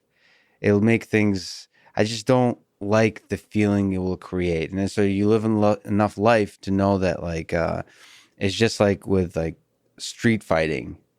I would get into a lot of fights when I was younger, just on the street. But then you realize, like, it's not like a jiu-jitsu match or something like that. It's not. It'll escalate. It'll might come back at you. It'll like, that person might find you again. But more importantly, the anxiety of it, of having created little enemies in this world, distorts the way you see the world. So I've noticed that, like, if I am shitty to people on the internet, which I haven't been, I think, in a long time, is like, it somehow brings the shittiness to you more and more. It escalates. Like the more love you put out there, the more like the people who put love out like surround you. Well, you mentioned forgiveness as well. Like you said, forgiveness. Like I guess back to the original, the Holocaust survivor scenario, where you're like, oh my God, like you think of the ultimate in like, I've never experienced one billionth of that level of pain and horror. And it's like, and I can't let this little thing go. I guess that's an interesting thing. I think you're just making the point in your personal life, I guess the same way, right?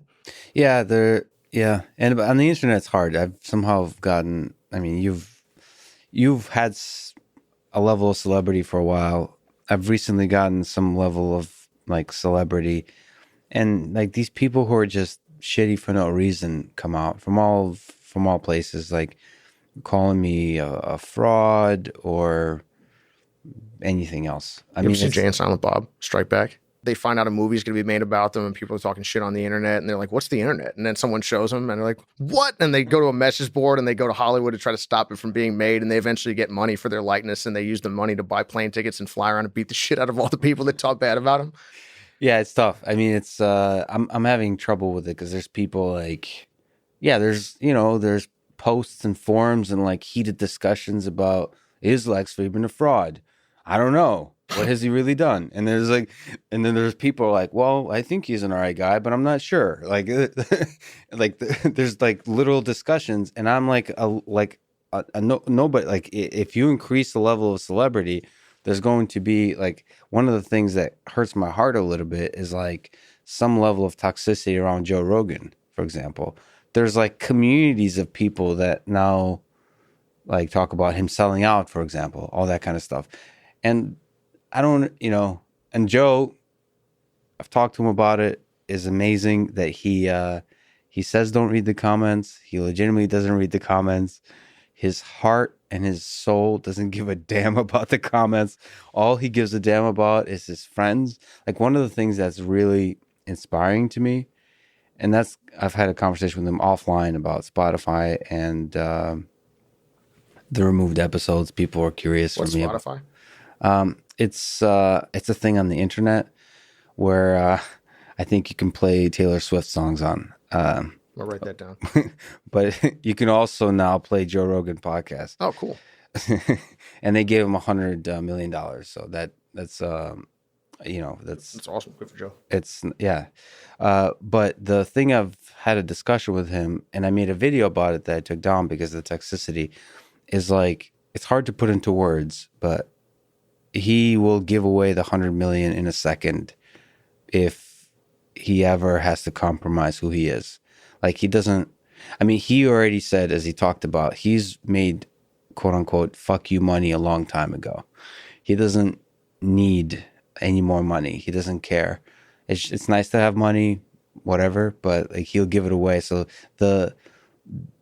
it's nice to see when people like him at a level of celebrity, level of success and financial success don't change at all. They're just the same thing that makes you happy is talking, in his case, talking shit with his friends.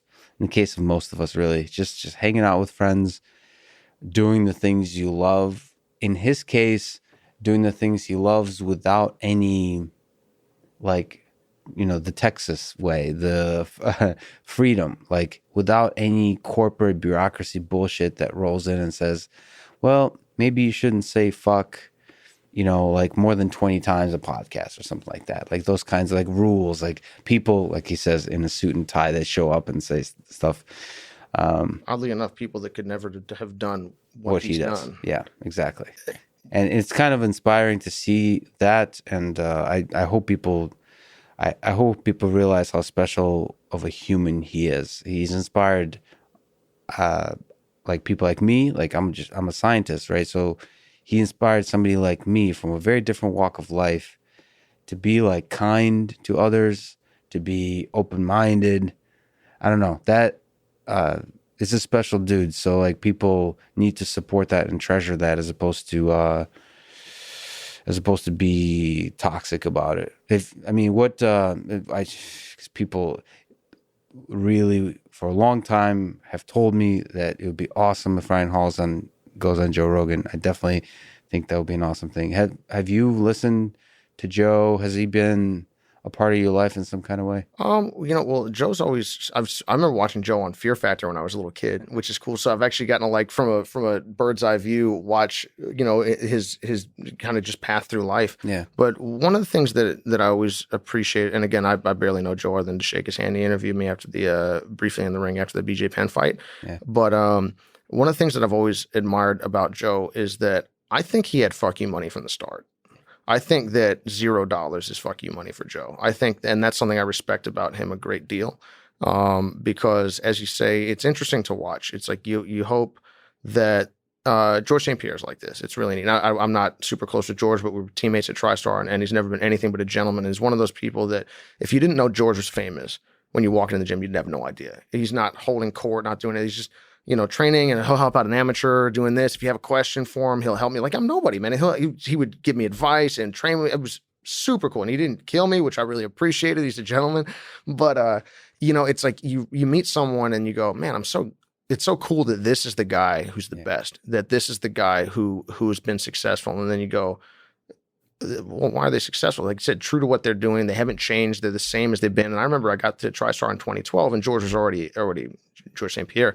But I remember watching and talking to people, and they're like, oh man, George is the same as he's always been. And it's neat. I see him in the gym training now, and again, giving advice now. And it seems like Joe has always been consistent. And it's neat to watch someone not compromise on their values and not change who they are, and not, periodically, like, again, we all make mistakes. Like, you have a bad day or this or that, and an apology needs to be issued, or even my bad or this or that.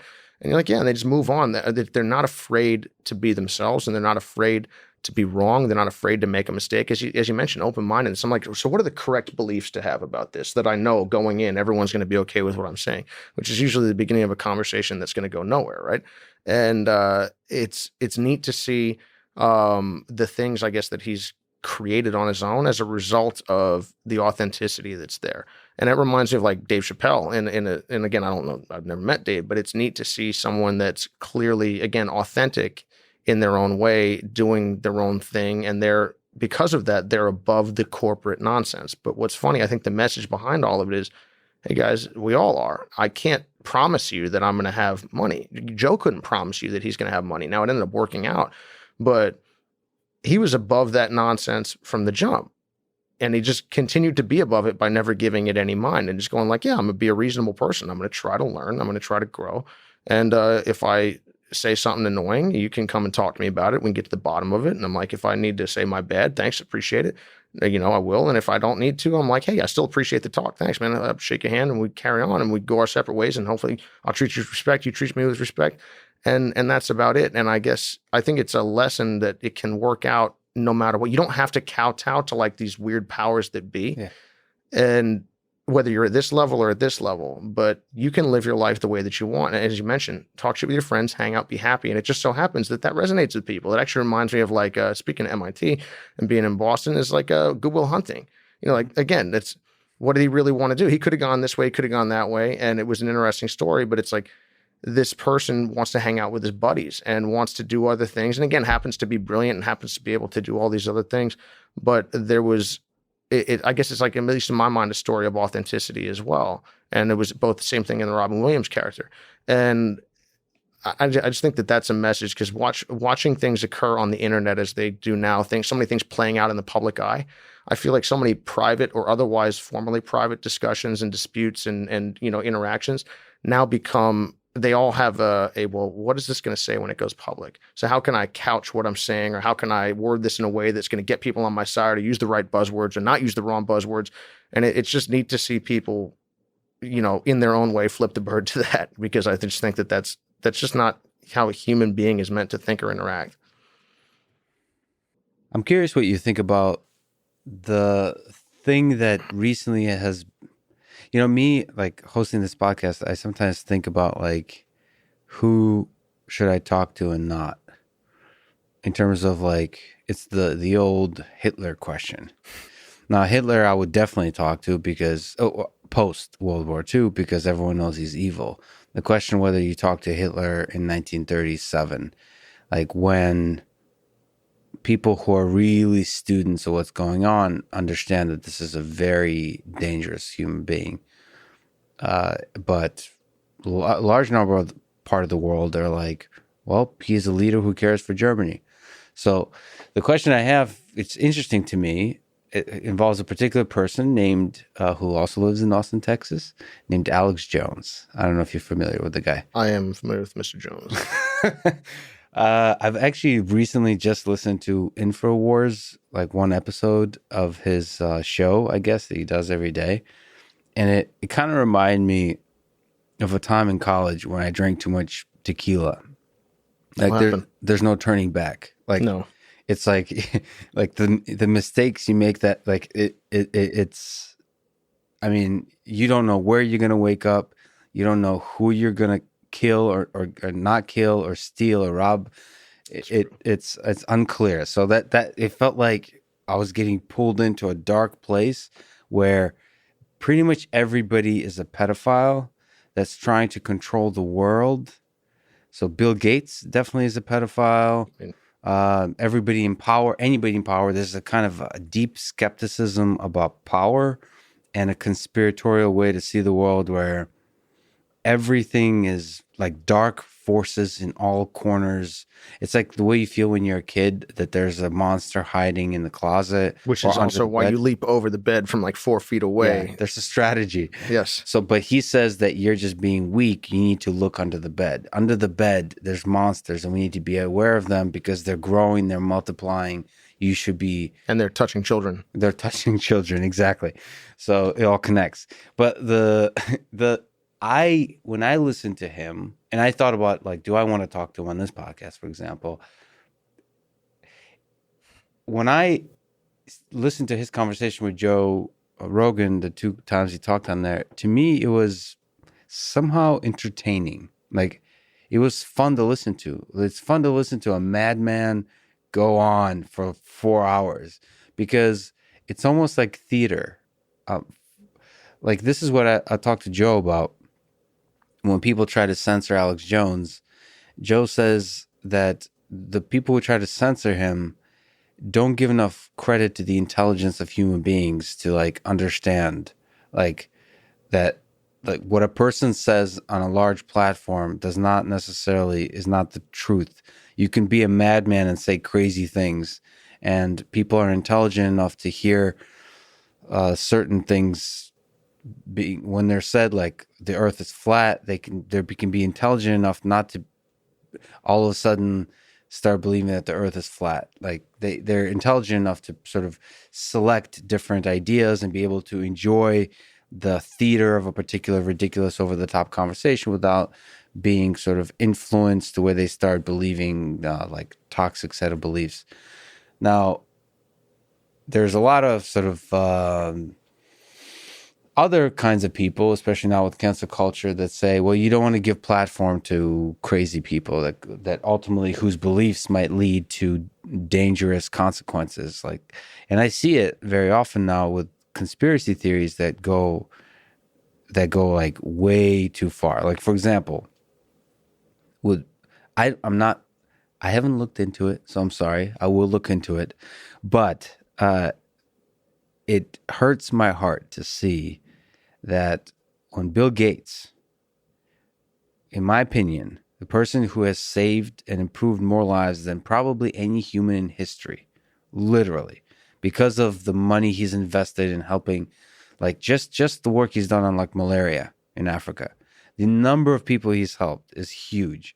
And yet every interview, anything you see now on Bill Gates, everyone is calling him, I believe, haven't looked into it, but I believe everyone's calling him a pedophile. I don't know the full structure of it, but it's just it feels like an army of like, it feels like it's hundreds of thousands of people. That's what it feels like. It might be a much smaller percentage, but it feels like a huge number of people are calling him a pedophile. So that's the flip side. If you give platform to conspiracy theories like that, then you start to have bigger and bigger percent of the population believing these crazy things. I wanted to put it out there because I don't know what to think of that. If you put yourself in Joe Rogan's shoes, if you put yourself in my shoes, If you put yourself just in your own shoes, I mean, I'm in my shoes right now. Great. If you're staying in your shoes, just stay in your shoes. Can I have yours? Would you talk? Would you give platform to people like Alex Jones? Would you talk to somebody like Alex Jones, or not? Yes, I would, and I feel very strongly about this, honestly. Well, I think that it's an interesting thing, and I would just say a lot of times I can understand, very, very clearly why people would take issue with the idea of, I guess, what they perceive to be amplifying this man's voice, this man's reach, as a demonstrable negative. But I think, when you take a step back further, the cure is more damaging than the disease, and significantly so. I guess I think that I'm very, very wary of, you mentioned Alex Jones being wary of power and people with it. That's a lot of times there's a lot of truth and validity to crazy things that people say. It's the conspiracy theories that stick are the ones that sound credible, at least quasi-credible in some aspect. And it's almost like, it seems to me like an anchor in people's mind. And it is also funny to me, obviously, the Bill Gates, it's so funny to tar people with things like pedophile, racist, rapist. Like, these are things that we're basically trying to pick words that no one can ever support someone who does these things. Yeah. And that's, and that changes year by year. Like, currently, pedophile is totally in as a thing to call somebody just as it used to be communist or Marxist. Yeah, Cleveland Browns fan, like, come on. Who would want that? Actually, nobody likes the Browns, so I'll agree with you. That's why I picked on them. That's the trick, is you find a group of people that nobody likes. We're good here? All right, that's the move. But that's a creepy thing, though, because that is the creepy thing. It's like people are always looking for, groups of people are always looking for, and I find this really deeply disturbing, like, hey, so who's the guy that we can all get away with, just treating like dirt? Who's the guy that I can be a dick to? I can just walk up and punch in the face and no one's going to say anything. Yeah. And it's, even if people do that with, whether it's literal Nazis or someone that I called a Nazi, I guess, what's the bigger issue? This person's ridiculous beliefs or what I'm doing? And you mentioned Hitler before, and obviously Mein Kampf being like the outline for some of the things he did later. And when the evil, was it always there? Did it take root later on, or flourish later on? But was Adolf Hitler a problem because he had crazy ideas or because he did things? I think it's because it's not. I know it's because he did things. Now, if I'm going to start punishing thought crime, I'm going to have to start punishing thought crime. And that's a terrifying concept. Even if I'm right about the objectively correct about the things that I decide to call out of bounds, who put me in charge and made me arbiter of good taste? And how long until I decide that something else is out of bounds? It's always a sliding scale, or it's always a sliding standard. And I find that to be more of a concern than people doing crazy things, because I guess if you mention Alex Jones, putting out ridiculous ideas, ridiculous theories, I think that most people don't look at Alex Jones as a credible person. Now, I'm not going to pretend to be deeply read into all of his beliefs or the things that he's trying to peddle, but there's plenty of things that are quasi-mainstream that I think on with this side or that side that maybe not comparably ridiculous, but are, particularly in hindsight, or, are silly. And I guess the idea of getting a group of people together to decide what we're not going to tolerate is a very, very tricky thing. And I think that, it reminds me of law, or even, religion, when it gets to, like, what are the things that we don't like? How do we feel about rape? It's like, no, under no circumstances is that an acceptable behavior. Murder, no, that's not an acceptable behavior. Killing, I don't know, kind of depends on the situation. Are you at war? Were you justified? Were you acting in self-defense? Okay, so it's not, now murder is a specific type of killing. The same way, other things should be a specific type of something else. But I guess we draw the line on murder. We say, if you want to exist in our society, you can't do this. This cannot be done.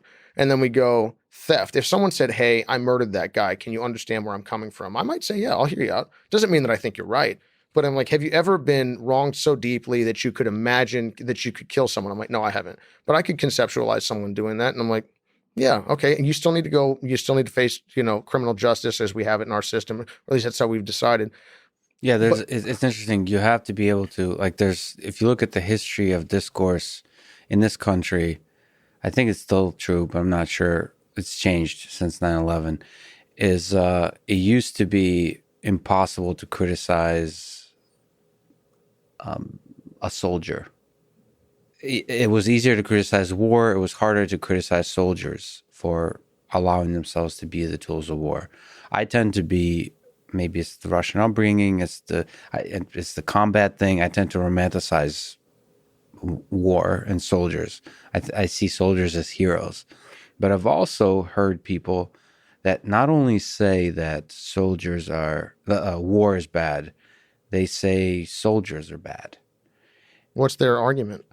It's the kind of a libertarian view that they're basically slaves to evil, right? War is evil, and they are suspending their moral and ethical like duties as a human being to become the tools of evil. That's the sort of the argument. If you see war as evil, I mean, I think it's useful to hear that, but there's for a long part in history that was completely unacceptable. Same with abortion. If you see abortion as murder, I mean, If I classify it in that, if I put it in that basket, it starts, we're living in the midst of like a genocide. looked at from that perspective, could you feel how people could be deeply upset by abortion? You go, of course. Looked at from a different perspective, you say, I don't believe it to be murder. That's not how I see it. Then you go, oh, well, if that's the genesis of your thought process, then you're like, yeah, okay, now I see how we can come to a different thing. But I guess we go, well, abortion is murder, period. Therefore, if you support it, you support murder. Like, that's a convenient way for me to tar you, right? But I guess that's kind of coming back to the Alex Jones. This nuance. It's you have to have the nuance in these kinds of conversations, and I have to be willing to have the conversation, and I have to be willing to sit down. If I can't sit down across from like the most violently racist, angry, hypothetical internet, conceived person that none of us have ever actually met in real life, or hopefully not, and go like, well, of course I believe that this person's wrong, but allow me to do my best. I'll hear them out and I'll go, no, I can go point by point and explain why this guy or this girl is wrong, and hopefully bring them over to a more reasonable position where they will have better beliefs, and they will like objectively better beliefs, and beliefs that and they'll treat other people better. Why would I want to marginalize this person? Now, I might not want to talk. I might not want to invite them to my barbecue if they're acting like a jerk all the time. But would it not make the world a better place if I'd hear them out and they go, look, if you're going to sit down and talk with me, we're going to have a discussion. I'll hear what you have to say. And if I can't explain to someone why their ridiculous belief is wrong, then I must not be so confident in my position. And I guess that's where I come back to the Alex Jones thing. As you mentioned, with Bill Gates, and you're much more familiar with the specifics of all the good that he's done. But, again, he's been an unbelievable force for good, in this world. You can list A, B, C, D things that the man has done, that his foundation has done, and positive things. And then the other people could speculate about ridiculous, crazy levels of evil, but you can't produce any evidence for that sort of thing. Because if you could, the man would find himself in some trouble. And anyway, I guess what I would say is that you can't force me to accept the truth the same way you could write down 2 + 2 = 4 on a piece of paper and show me how it works, and I could say, nah, but that doesn't make it not true. And you've still given yourself an opportunity to present your case. You've presented it to me. And you've also, for anyone listening and watching, you've been able to critically assess what's gone on, or critically address back and forth, kind of the discourse. And I think that you're making your case for the public. So I guess when it comes to just not engaging with these people, that seems to me to be cowardly. And I think that that's something that we're seeing in society right now. I think we're seeing a crisis of courage in society all over the place. And I think that's where we're seeing poor leadership. I think we're seeing understandable things happening everywhere, but we need stronger voices and stronger beliefs that have a conviction and are willing to engage with others, not just turn it into a shouting contest and I didn't win because there's more of me. Oh, I outvoted you. That's nice too, but that's a stand-in for bullets. That's saying I won because there's more of me. That doesn't mean that I'm right, because plenty of horrible and unpopular now things have been very, very deeply popular in the past and would have won a popular vote. Does that make them right? Yeah. I'd say clearly not. So I guess, you'd hope that we engage with these people and that you can do your best to bring them over to a more reasonable position if you believe that you have one. And if you can't, well, at least you made the effort. And I think that that's something where martial arts shows the value. It's like, do you know if you're going to go win your next fight? I'm like, I have no idea.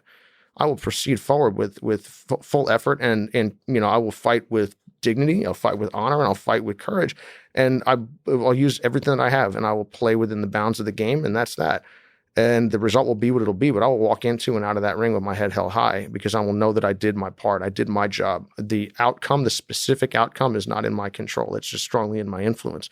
And I think that that's something that helped me, that martial arts has taught me, because at other times, even when I was successful or unsuccessful, I would focus on, if I won, I won, therefore I'm good. I lost, therefore I'm bad. This other guy won or lost, therefore, as opposed to evaluating their method. And I think it's so easy when we're taking a bird's eye view of things to not evaluate how someone's doing things. You're not evaluating my process. You're simply evaluating my outcome. And I could have stumbled into something very, very good or very, very bad. And we can look back, and I think that's the value of history. I mean, I don't mean to get on my dang high horse, but it's like that's the value of history, is we can see the unbroken chain, or the chain of events that led us somewhere. And then only with the eyes of history can we truly evaluate things, unless we're in the room watching it happen.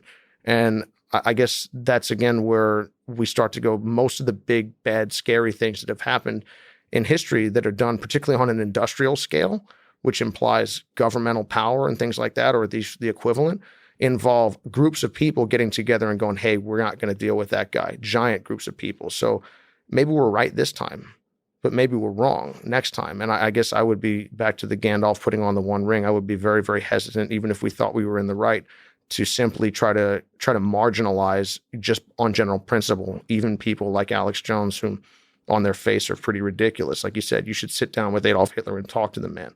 I agree with you. To play a little devil's advocate, Please. Is Alex Jones might be a bad example, but if we look at, because he has a face, he is a human. He's a real person. There's also trolls on the internet, 4chan. The worry I have with those folks is that, and there might be parallels to martial arts, is they practice guerrilla warfare, meaning they don't necessarily want to arrive at the truth. They just always want to cut at the ankles of the powerful. Like, they want to always break down the powerful. And even if they turn everything into a game. So let's see if we can make a trend that Bill Gates is a pedophile, right? They make it into a game. They get excited about this game. They see the powerful. Let's see if we can convince that, like, who is the most positive person we can think of? Let's see if we can turn them into evil. And they've tried that with everybody, and it seems to stick, and they're good at it. And some would argue, whatever you think about our current president, that he has some elements of that, which is he's figured out whatever this music of social discourse that's going on. He's figured out how to always troll the mainstream, like, flow of consciousness. That's the media. He always kind of says stuff that annoys a very large number of people, and he enjoys that because it's like taking the powerful, taking the way things were before, and he like shakes it up by saying the most inappropriate thing, almost on purpose or instinctually, and so on. Right. The problem I have with that is the powerful thing there is it brings those in power down a notch. That's a great thing. The negative thing is it doesn't push us closer to a nuanced, careful, rigorous discourse towards truth. It's like showing up to a party and just like starting to yell. It doesn't create a good conversation. It just makes everything into a game where truth doesn't even seem like a thing we can even hope to achieve. That makes sense. And I guess as you mentioned, we'll come back to another movie because I don't do books, I do movies. Some people just want to watch the world burn, right? And I guess that's a creepy, kind of urge that some people have. And it also is, some people, you're like, hey, would you like to throw a brick through that glass window? You're like, yeah, sure. Like, no, I'm not going to do that because I think about what's going to occur. Like, something's going to be hurt, someone's property, not going to do it, versus, hey, you want to see what'll happen? You're like, yeah, sure. Kids are always like, I have my son, he just grabs Spider-Man and drops him off the table. Spider-Man fell. I'm like, Spider-Man didn't fall, Sean. Like, you dropped him. You knocked him off the table. and he'll grin. And basically, it's an interesting thing, like you said, like playing that these people are appealing to, and and also almost like the little dog factor of like people do want to watch the powerful get taken down a notch for all the good and the not good of that. Because plenty of people, it seems to me, that have found their way to incredibly high positions. Some have just found themselves there, and many people, men and women of all backgrounds are brilliant and have worked hard. And yeah, of course, there's luck, and there's luck into everything. LeBron James, in spite of being the best basketball player on God's green earth, is fortunate that he didn't get hit by a car. It's fortunate that he didn't tear his knee. But thankfully we get to see all these things. But I guess it's, if people don't have any skin in the game, you never know what they're going to do. And I think that's the problem with the internet, that people get to be nameless, be faceless. That's why guerrilla fighters are outside of the bounds of war. Like, you don't have a uniform on. You're like, I don't know who you're from. You don't get the same treatment that a soldier gets.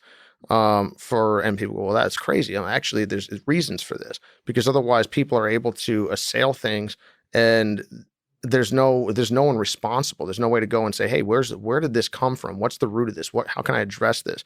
And I think that's the problem of the internet. It's the problem of Twitter. It's the problem of places like 4chan. I wouldn't mind seeing that type of stuff go away, if I'm frank. But that's not the same thing as people with a face, people who are willing to stand there and say, hi, my name is so-and-so. Even if I have ridiculous beliefs, hopefully, people will hear me out. And then if I'm wrong, educate me. But I guess you hope that the real, in my mind, antidote to all of this silliness is education. And I think that that's something that critical thinking is not necessarily, I went to school in America, and I feel very fortunate, but critical thinking is not something that's focused on. And it's tough. It's almost like talking about jujitsu. It's tough to teach critical thinking when I don't know any words. You have to teach me techniques. You can't teach me to be an artist. But recognize that the techniques are the beginning, not the end. Ultimately, it's the artistry that we are searching for, not just the science or the by rote memorization. And I guess you'd hope that people's ability to think critically and recognize that majority rule or whoever's loudest does not mean that they're right by any stretch of the imagination. And we don't appeal to that, and we don't bow to that. Will help inoculate them against the ridiculous things that come out of these places, these dark places that are objectively not great.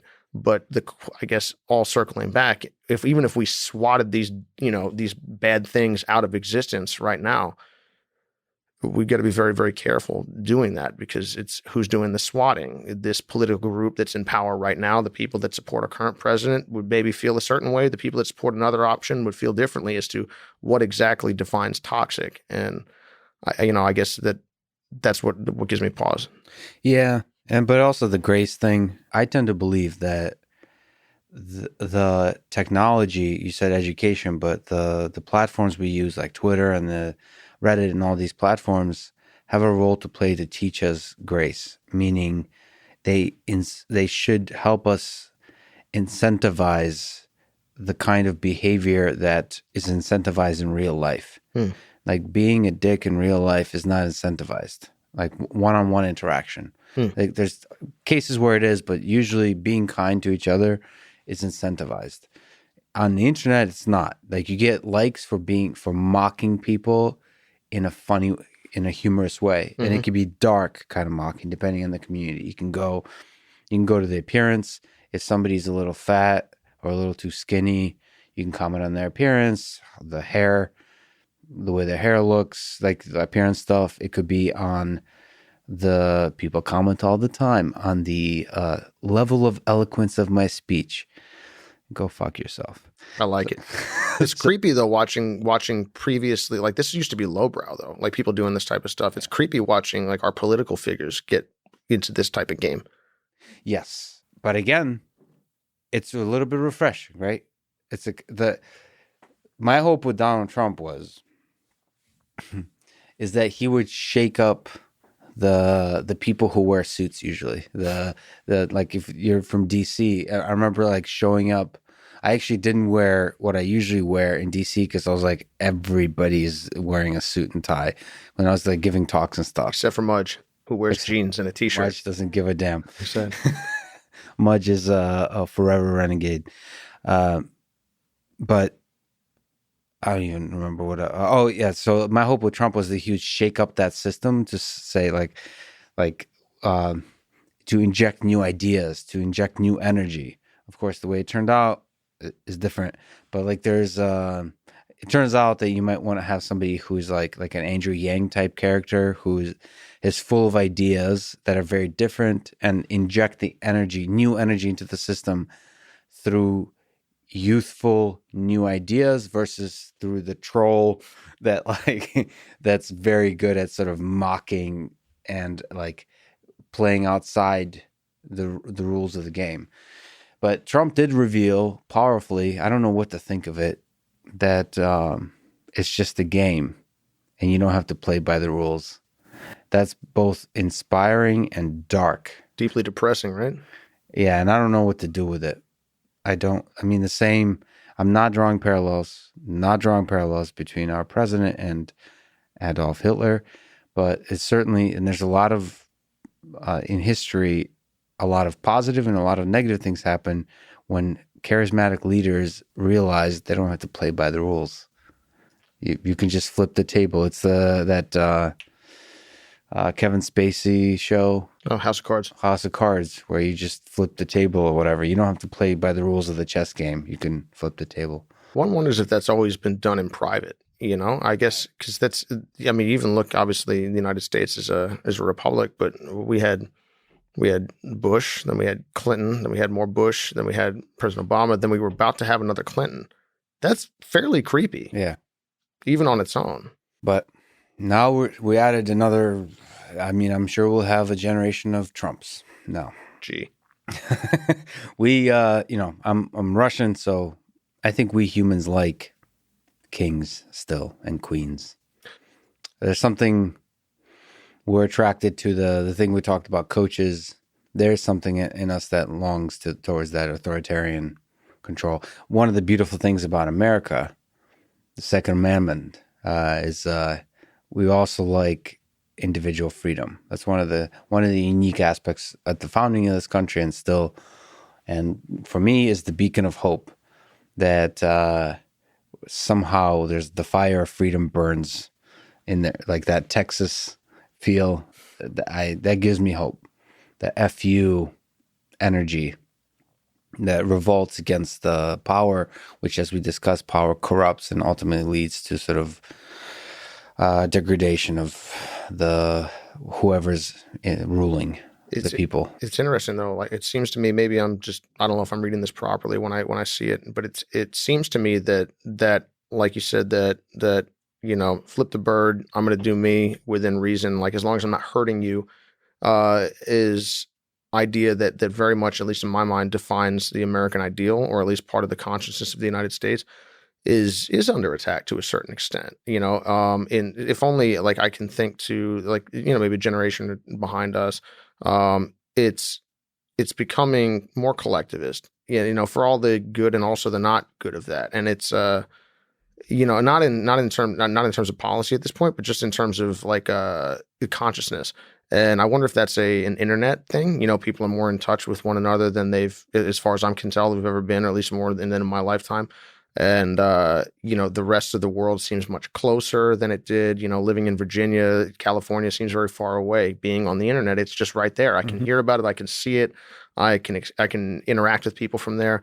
I remember, being in Tennessee at, one time, and then reading about, events taking place in, the Middle East. And that just seemed like a mile away. It seemed like a unbelievably far distance. And then another time when you're in DC, you just feel like, oh, you read about something happening in Paris, and it just feels like it's just right around the corner, because DC is a seat of power where things are just occurring all the time. And, I guess you wonder about, that's where I come back to the group decisions to not listen to this person, or to cancel this, or to, the moral majority shall do the following, as opposed to, as long as you're not hurting me and as long as you're not hurting anyone else, I have to let you be on general principle. Even if I don't like you, I'm very free to not like you. I'm free to speak out against you, but it is not within my right, I would not be right to attempt to attack you. And that is an interesting thing, though, when we see words being redefined, or words being defined, whether it's toxicity, whether it's violence.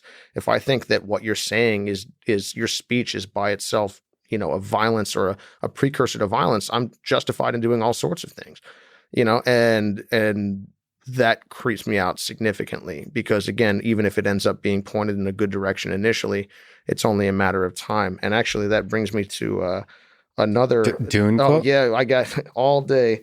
How much are they paying you? But about to say the Frank Herbert estate, not enough, frankly. Let's see. And how many books are there in Dune? That's a Jen question. You're also a fan of Dune. I read the whole series, but not a couple of I read all the prequels as well, with the exception of a couple. Is there a book 1 for Dune? Dune would be book 1, and even the prequels, it's still all better if you start. Like, I read Dune and then read the original, 6? And then I went back and started to read some of It's just like watching Star Wars. You want to start at episode 4 or whatever. Yeah, I think so. That's the way. That's the move. And then stop at 6, call it a day, watch The Mandalorian. Well, I thought you're not walking back here. No, I like The Mandalorian. Yeah, no, it's not that. That is what I said. I was told that I was heartless for not liking Baby Yoda, we don't talk about a couple of the movies, not including The Mandalorian. The Mandalorian's fine. It's the more recent movies that we don't like to talk about. Yeah. Oh, what's his name? The goofy guy.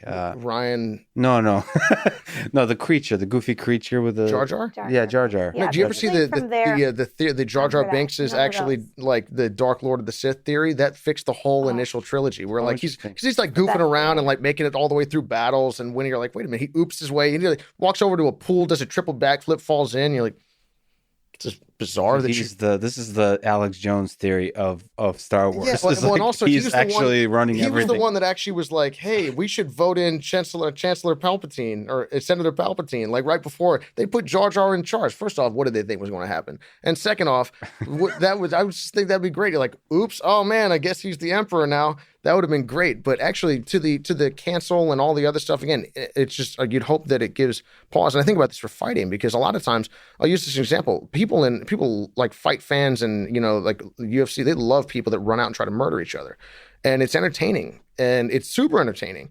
But Floyd Mayweather doesn't resonate with people as much. It's like people started. I remember the time when Floyd was not as popular. Now people love Floyd because he's 50-0 Floyd, and oh man, and finally he had so much success that we all can't help but recognize the man's genius and greatness. But prior to that, oh, he's boring, he's this, he's that. He fights, he's circumspect, he's cautious, he's pressing, he's intelligent, deeply intelligent. And when you watch people go out and try to murder each other, you can flip a coin 100 times and you could be lucky enough to get 100 heads, but it's still a coin flip. And I think that that's what's going on all the time is, people are getting an outcome that they want, but it wasn't a well thought out situation. And that's why you'll win by 5 in a row by knockout and then lose 3 in a row. And then people will go, well, what happened to that guy? He used to be so great. And you're like, no, he's doing what he's always been doing. It's just, it was getting great outcomes on a coin flip prior, and it's getting negative outcomes on a coin flip now.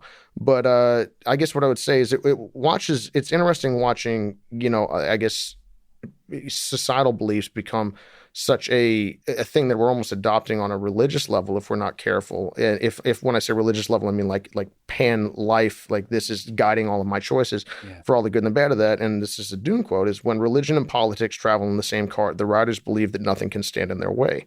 Their movements become headlong, faster and faster and faster. They put aside all thoughts of obstacles and forget that the precipice does not show itself to the man in a blind rush until it's too late. And I think that that's, again, the pause. We go, oh, man, thank goodness we have this guy that wants to rebuild Germany. He'll put us back where we need to be. Yeah. And you stop questioning your own judgment, your own. Just you stop thinking, essentially. Right. I'm not allowed to question this. Oh, well, of course this is correct. Of course this is correct. Of course I'm right. I intended to do right. So, of course, my actions are correct. I mean, how many times have any of us intended to do something helpful and ended up doing something less? And, plenty of people who intend to do harm could by accident do something decent. And I guess it's like, I'm not saying anything, terribly, insightful, but it's just one of those where it's hard to say in the moment. And that's where you hopefully you would counsel some degree of caution. And that's what worries me with people deciding that we're all so right about this or we're all so right about that, and attempting to, rather than win the argument, silence the counter argument, no matter how crazy it may seem. Because I just think that idea, even when it's pointed in a good direction initially, it's only a matter of time. You're amongst many things, a jiu-jitsu black belt. One of the things that people are really curious about, white belts and blue belts in jiu-jitsu, but also people who haven't tried the art, is what does it take to be a jiu-jitsu black belt?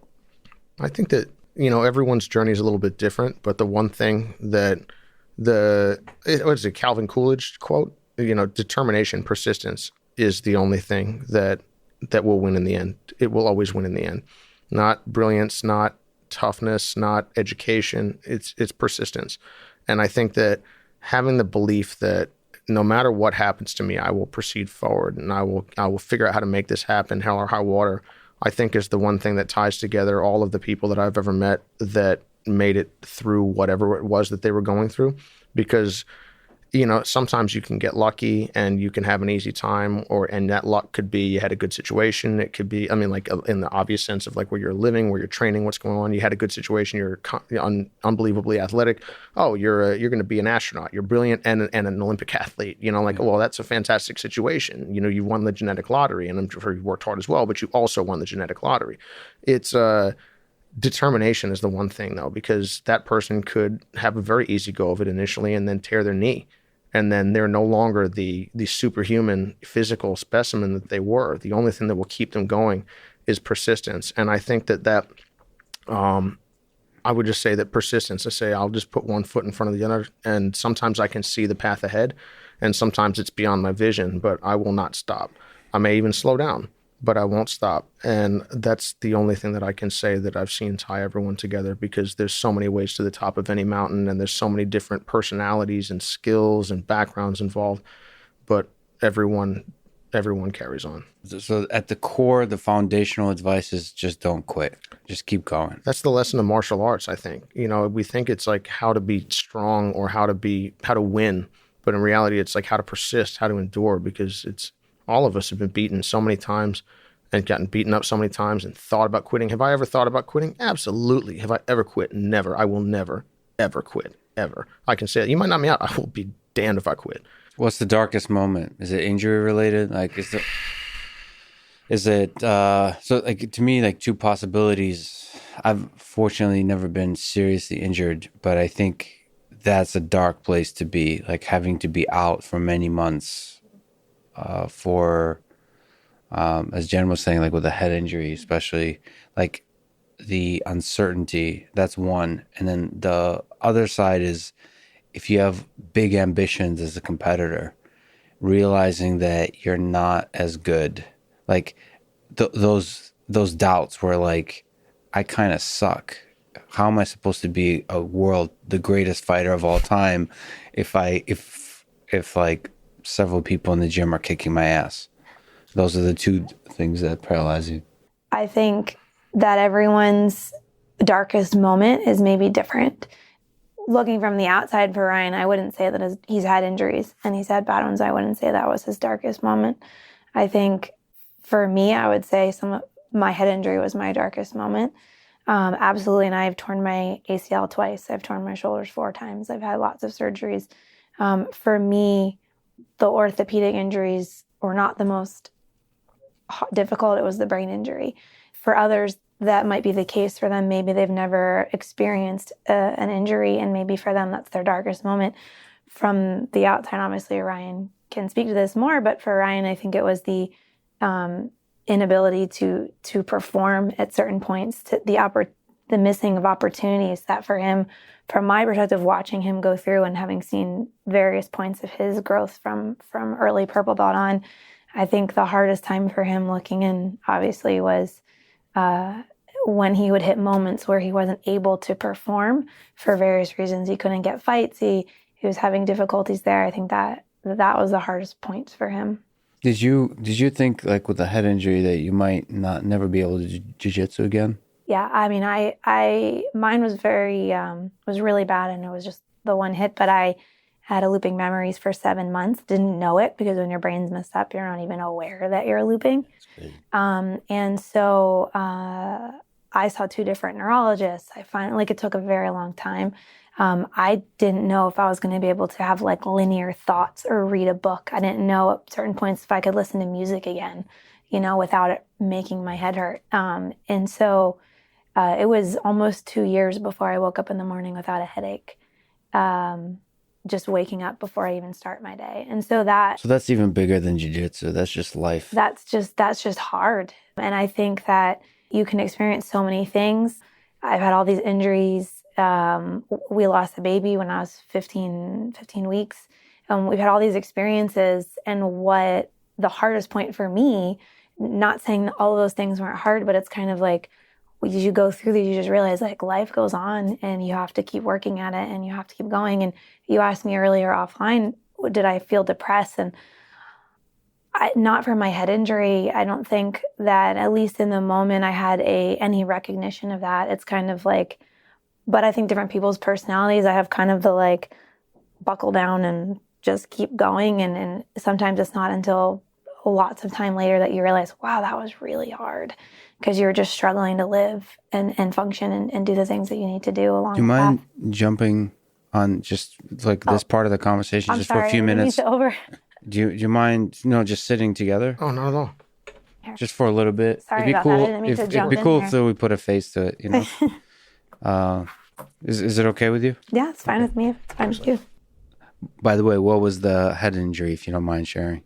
Someone had dropped their knee on the back of my head during training, who's a lot bigger than me. So one strike to the back of the head is too much for someone. There's a reason that's outlawed in MMA, right? Someone 50 pounds heavier than you drops their knee on the back of your head once, and it's... That's the funny thing about getting hit, right? You never can really be sure what's going to happen. I think that's actually one of the magical parts about jiu-jitsu, where like if you choke me, we know what's going to occur. You hit someone, they might be completely unharmed. Like you might be punching Tony Ferguson in the face and like you need to hit him with a sledgehammer to affect this man. And then other people, they could get really badly hurt, which I guess it's back to your point about, street fighting and things like that and the serious potential, second, third order consequences of any action that we take. But yeah, that's a tricky thing about getting hit. How does it make you feel that, like the really shitty thing about injuries to me was that like, you start thinking like, well, if I did this one little thing different, like this wouldn't have happened today. Like one moment changes your entire life. Is that, do you think that way, or is that totally counterproductive? You can't help but think that way when you've had the amount of injuries I've had. Now, because I've had more than most people's fair share. As my orthopedic says, you don't want to win that. You don't want to win the contest of who's had the most. But since you have, thanks for building me a pool. Yeah. But I think you can't help but think that way sometimes. But I definitely don't think I think it can be facilitated if you don't beat yourself up too much. Because thinking about why have I been subject to so many injuries, and a lot of it comes to just almost all of mine in particular are people a lot heavier than me. So but if I've been training martial arts 15 years, I'm obviously on the much smaller side. I'm a woman. I've done thousands and thousands of rounds with people 50 pounds plus heavier than me. I mean, years not training with anyone less than 50 pounds, which is 50 pounds is almost half my body weight. And when you also add testosterone, the natural physiological advantages of men, not just are they heavier with more mass, they're faster, they're more explosive, they're stronger, if they're the same size. And so I think that the willingness to be in that environment over and over and over again creates a lot of strength, resiliency, willingness to continue. But it also, like, in order to do that, you almost have to, for me, the way I was approaching it was like pretend like I wasn't more vulnerable. And just be willing to step in and step in and step in. Fake it until you make it kind of thing? Fake it until you make it, kind of, yeah. Like, one day I'll be strong enough.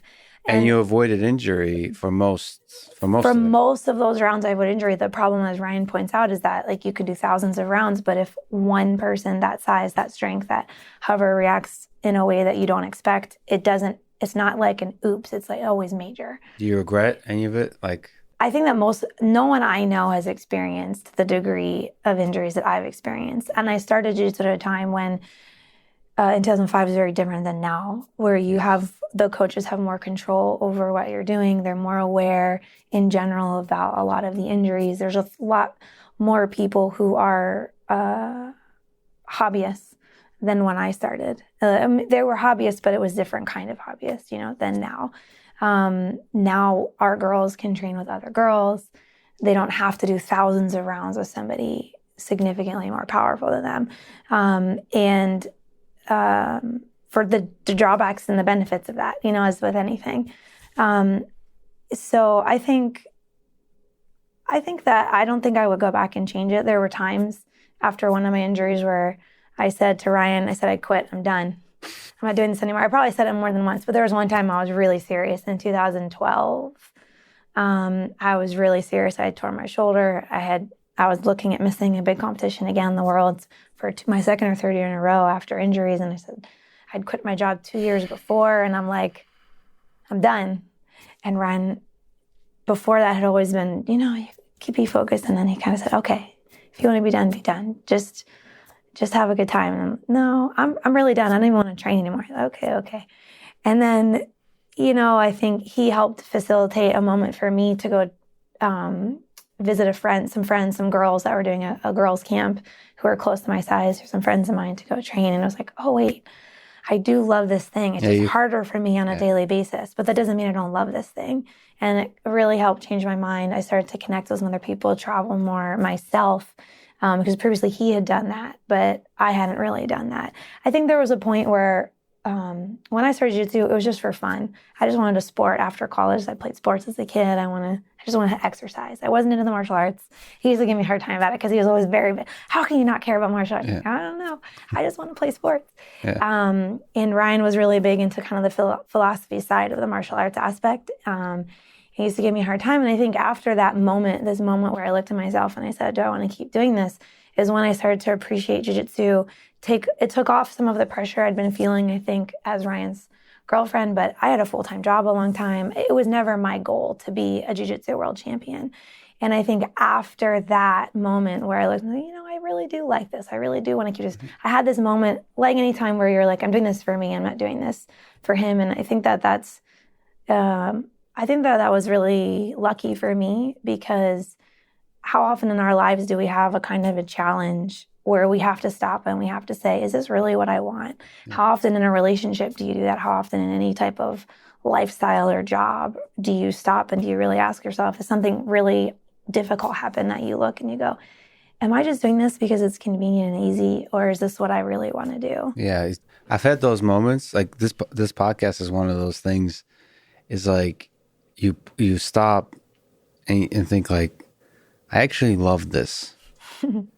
And it's I had that with jiu-jitsu too. I don't think I had said until like brown belt did I stop. I mean, yeah, it's when you first face real challenges, you think like, why am I doing this?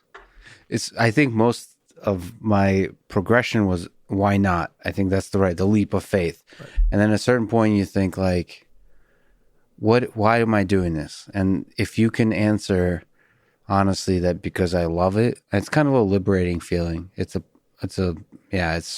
powerful. It's an acceptance. You feel thankful for the opportunity to be there, right? Because you love it, and you go, man, it's great gratitude. It's ultimately gratitude. Yeah. Let me ask you this. So Ryan said, like, what is it? I took over your thing. Yeah, nobody cares about Ryan. No, I wouldn't.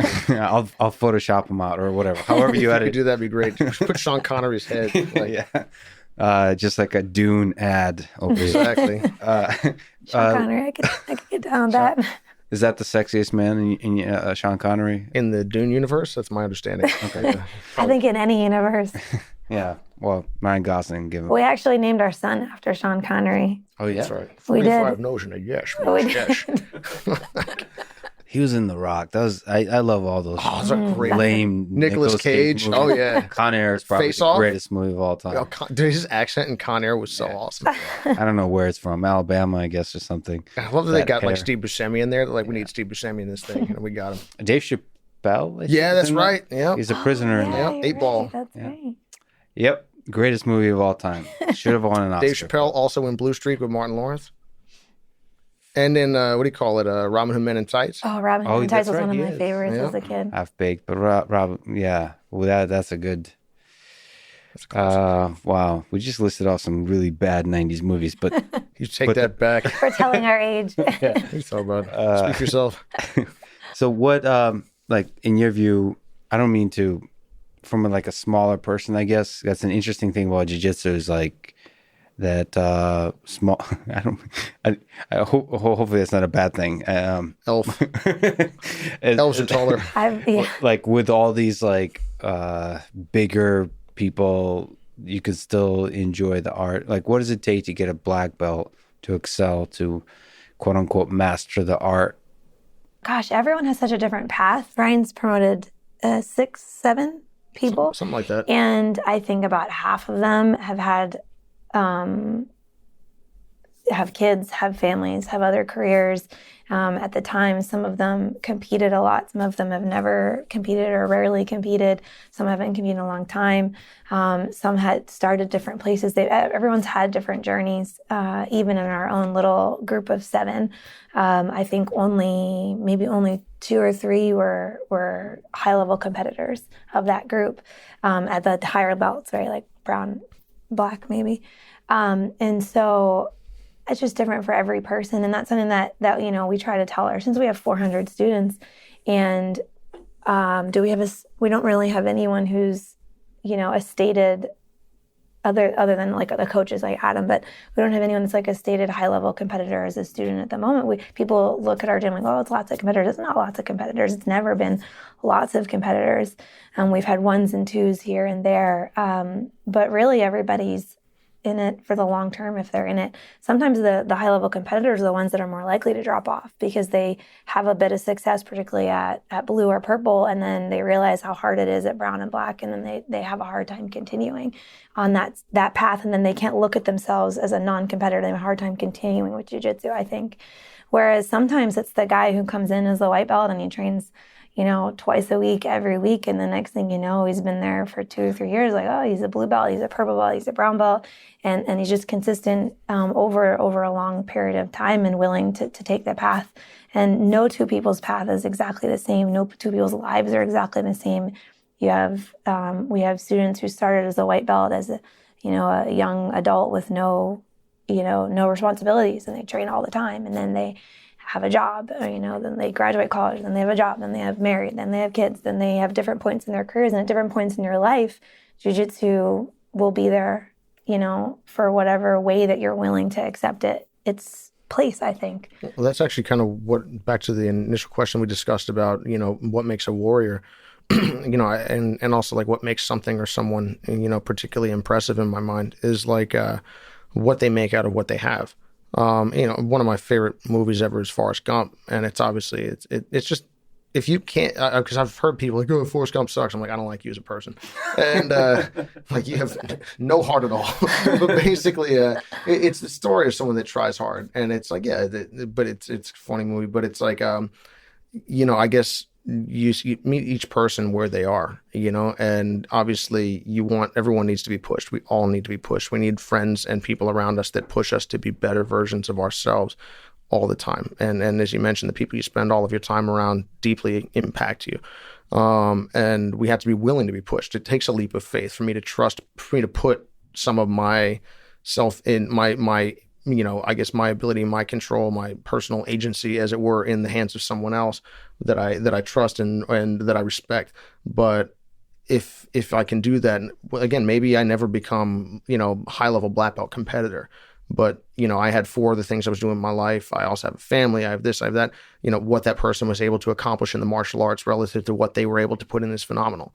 Other times someone could be a very successful black belt and in my mind be a bum, because they could have been a lot more, and they could have done more, they could have focused more, and there's no shame in deciding that you don't want to do that. But whatever it is that you're invested in, I remember the Take It Uneasy podcast, and that I loved because I'll just chill out. I like resting. It's like vacation. Oh, who wants to go on vacation? Yeah, I'll go on vacation for a day or 2. You want to spend 3 weeks on vacation? Like, I kill myself. Like, get me out of here. Like, this is horrible.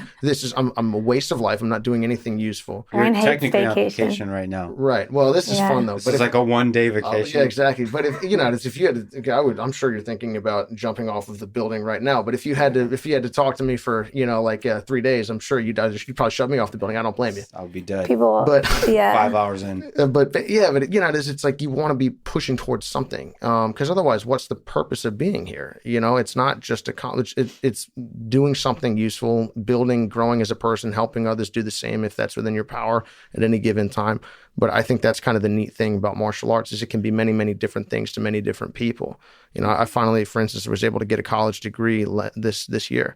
Which, I mean, it's not a big deal for most people, but for me, it was a big deal because I was... You went back and finished. Yeah, and I never envisioned ever going back. And that's a hard step to go back and finish. That's it weighs heavy on you if you don't. It's interesting. Yeah, I was more proud of that than most things I've ever done, if I'm honest. And it was neat, and I really enjoyed it, and it was the process of doing it. But are my academic credentials impressive? Like, not in the least. But for me, it's like it was a big deal for me personally to take that step and to go back and do that. And I was proud of the direction. And because it would have been easy, like, do I need to do it? Like, no, I have business. I'll do okay. I'll try. I'll keep fighting. But I was happy to take the time in between fights when I was unbooked for an opponent to do something productive rather than I'll just hang out. Like I can still train every single day, but I can also train and go to school. People go to the Olympics while going to school. I can do martial arts and go to school. One thing I got to ask is, a bunch of women listen to this podcast. If they haven't done jiu-jitsu, I think it'd be kind of intimidating to step on the mat with a bunch of bros that like enjoy somehow killing each other. Like, how do you succeed in that environment to where you can learn this art, learn how to beat all those people up? Oh gosh. Is there any advice? I mean, another way to ask that is like, if any women listening to this are interested in starting jiu-jitsu, like, is there advice for that journey? Honestly, I think it's just walking in the door and starting. Sometimes I don't know how to respond to that because I don't view myself as typically anxious, particularly in interactions with other people or new people. Shy is not a word that has been used for me if you ask my family, and they joke because our son talks a lot. He's advanced verbally, and they're always like, "Oh, well, we know where he gets that from." Like, because he just doesn't stop talking. He narrates everything he does. And so they always tease because that's like I'm known for kind of talking a lot. But so I haven't been I don't consider myself a shy person. So for me, going into a new room, a new group of people is, there's always that you don't really know who they are, how they're going to treat you. But I don't have a lot of anxiety with that. So I don't, if that's something that's going to put somebody off, I don't really know how to address that particular feeling. But in terms of all of the rooms I've been in, I have popped into jiu-jitsu gyms before I knew Ryan in Florida. Like, I traveled for my job, so in Germany and Florida and California, and places where I don't know anyone, they don't know me. And I have never once had anyone be anything other than kind and solicitous and helpful. And long before, when I was a white belt and a blue belt and didn't know anything and didn't know anyone. And I just think that it's a community of people that it's so cool that no matter where you go in the world, I walked into a gym in Prague one time where only 2 people spoke English, and it was just... Yeah, it's weird. Instantly it's weird you're that, like part of a group, and they're like, "Oh, let me tell you about it's being part of a cult, right? Yeah. Well, but it's like a positive cult. Like it for sure. That's what we would say as cultists. Yeah, that's true. Yeah, that's true. I mean, we do need to murder every week to practice Aikido. That's this cult deeply believes in. No, but there is like, if you look at different kinds of games like chess and so on, like there's a skepticism. I mean, there's not a brotherhood, sisterhood feeling. With jiu-jitsu, it's like you can roll into most places. Even like with judo, like I can see the contrast. Like, because I've trained in judo places, it's more like tribal. Like, you walk in and like, who is this? Like, there's that kind of feeling. With jiu-jitsu, there's less so. There is a little bit with like the competitors. There's always like the competitors feeling each other out, usually like the blue belts.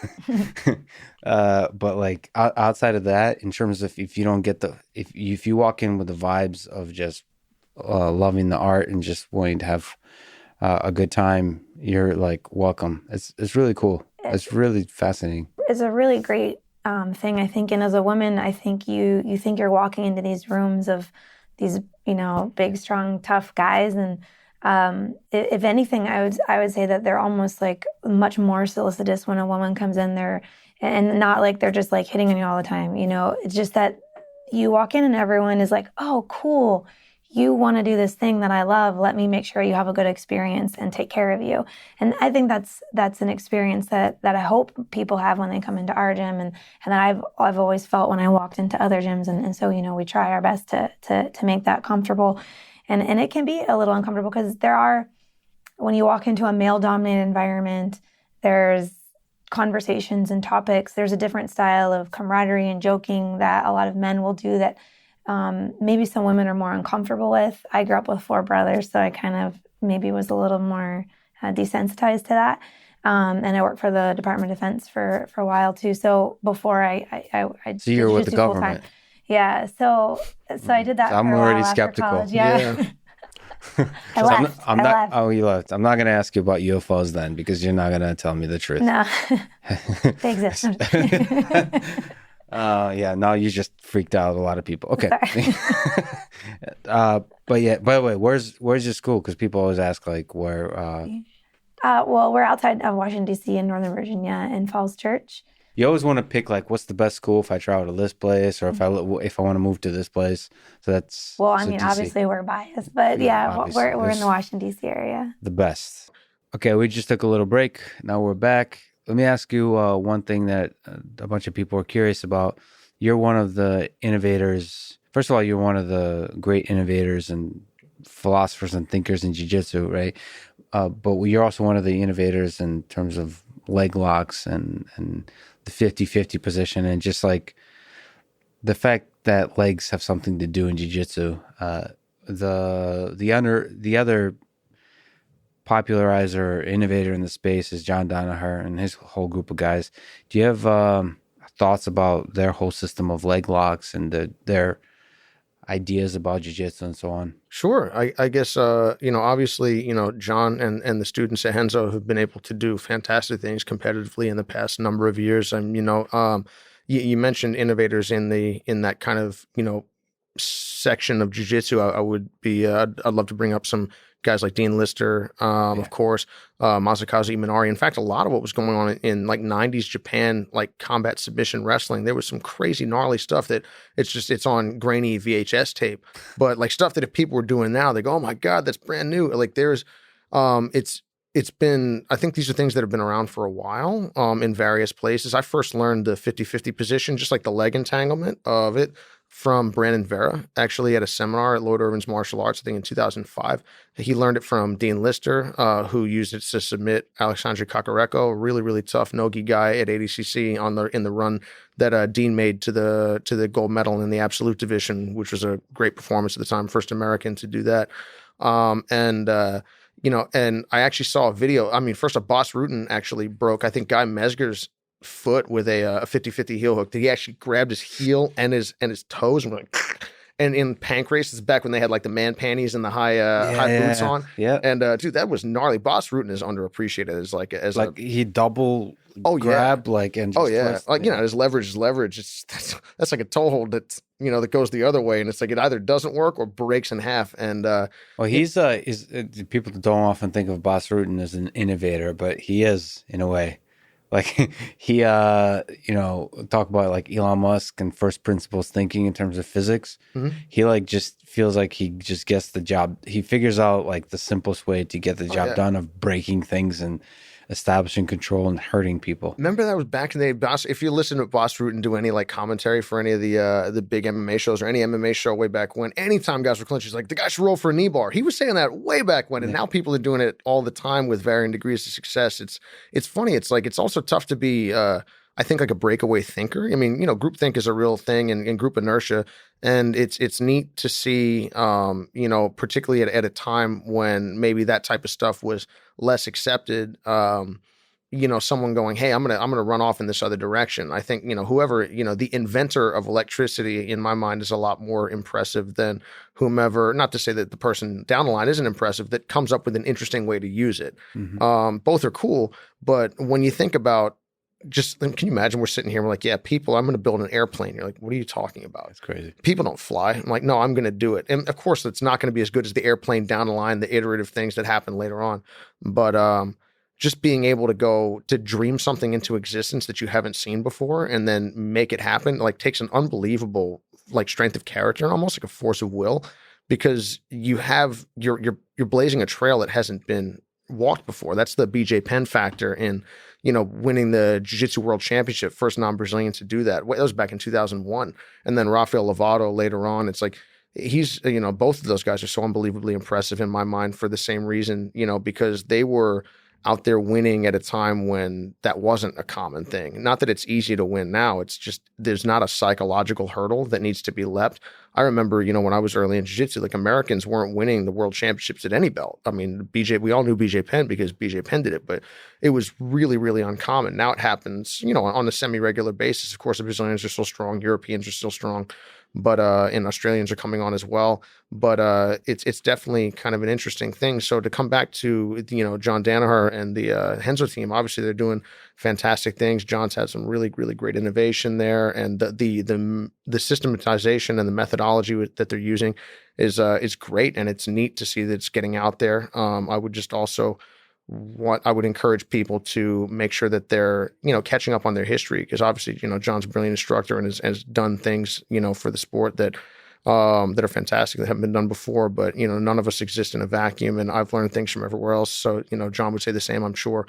And, Dean Lister would say the same. And it's just neat when you can kind of trace the history of all of this happening, because humanity's had two arms and two legs for some time, at least as long as I've been alive. But you mentioned airplanes. Do you think there's something totally new to be invented in jiu-jitsu still? Not totally new, but like flying isn't new, right. But airplanes nevertheless made that much more efficient. Is there new ideas to be discovered in jiu-jitsu still? I'd say the reason I'd say yes is the same reason I would say I believe in alchemy, even though I don't. No, I'm serious. I've got some backing for this. Okay. I guess I talk about this with a buddy of mine a lot, facilitative versus not facilitative beliefs.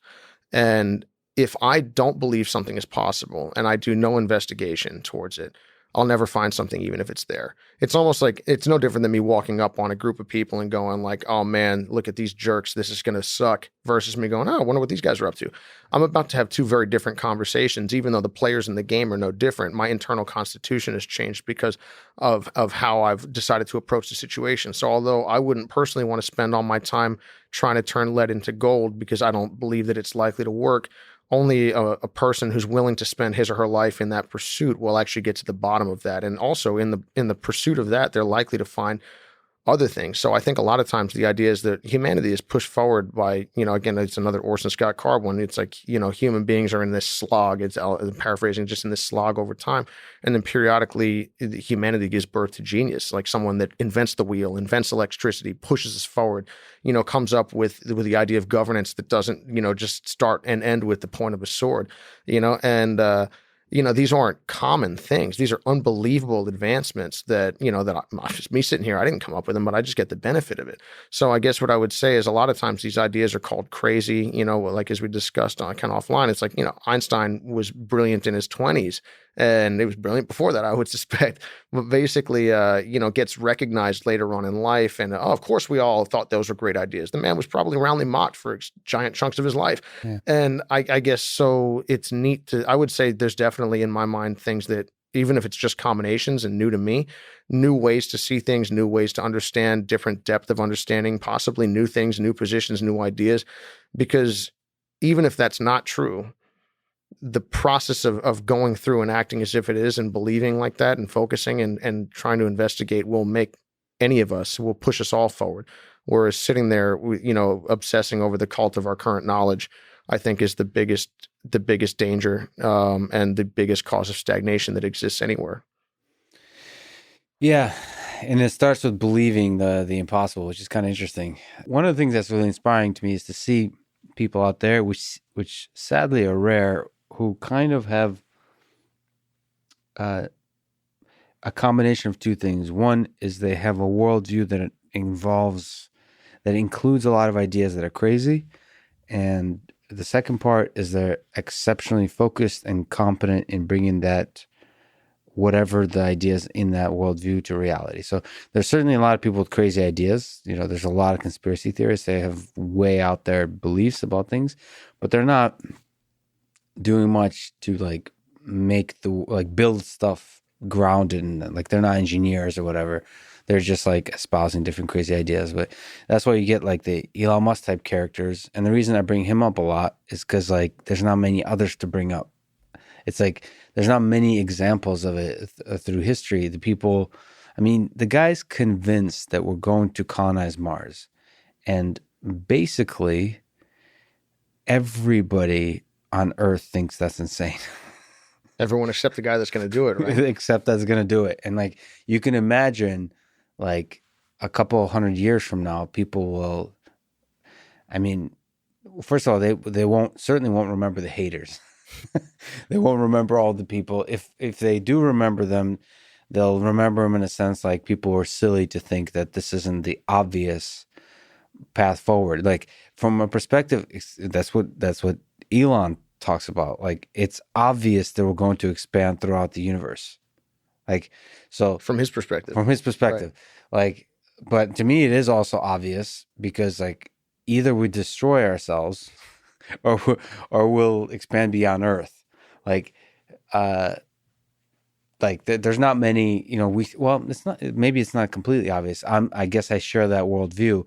There's the other possibility that we humans find a sort of an inner peace where the forces of capitalism will calm down and we'll all just meditate and do yoga and jiu-jitsu and like relax with this whole tech thing, where we keep building new technologies. But it's cool to have those kinds of people that just believe the big, ambitious, crazy dreams. Because that's where it starts. If you want to build something special, you have to first believe that. When you also have to believe strongly enough that you're not vulnerable, and I'm speculating, but it's like I can only imagine how many people have told Elon that what he's doing is crazy. So not only did he dream it up, he dreamed it up, went with it, and also went with it in the face of being told that it's not going to work. And then also stepped away from the bitterness because he's done a series of really crazy, impressive things. And that's only those little things that I'm aware of, and also staying away from the bitterness of every single time you did something good. Initially, all I do is talk down about you. And then eventually I act as, of course, I never apologize. Yeah. And yet you don't let that dampen your spirits for the next innovation, which is pretty incredible to me to watch. Yeah, it's kind of cool. It's contagious to spend time with the guy because he's not. Rogan has the same look to him, which is interesting about these people. Is like there's like a hater shield that he's like he doesn't even like sense them. It feels like it doesn't. He thinks to Elon, it's like it's obvious. He keeps calling it like first principles thinking. Like physics says it's true, therefore it's true. Like he's convinced himself that like his beliefs are grounded in the fundamental fabric of the way the universe works. Therefore the haters don't matter. Right. And that's kind of like a system of thought he developed himself through all the difficulty, through all the doubt. He's able to take huge risks with basically putting everything he owes on the line multiple times throughout his life, amidst all the drama, amidst all the doubts, amidst all like he's still able to make just clear-headed decisions. I don't know what to make of it, but it's inspiring as hell. Well, I think it's something that's funny. I think like I can only imagine history will look back on him as a brilliant person, but that's not the only. There's a lot of, maybe not not statistically speaking, but a lot numerically on a giant planet of billions of people, a lot of brilliant people.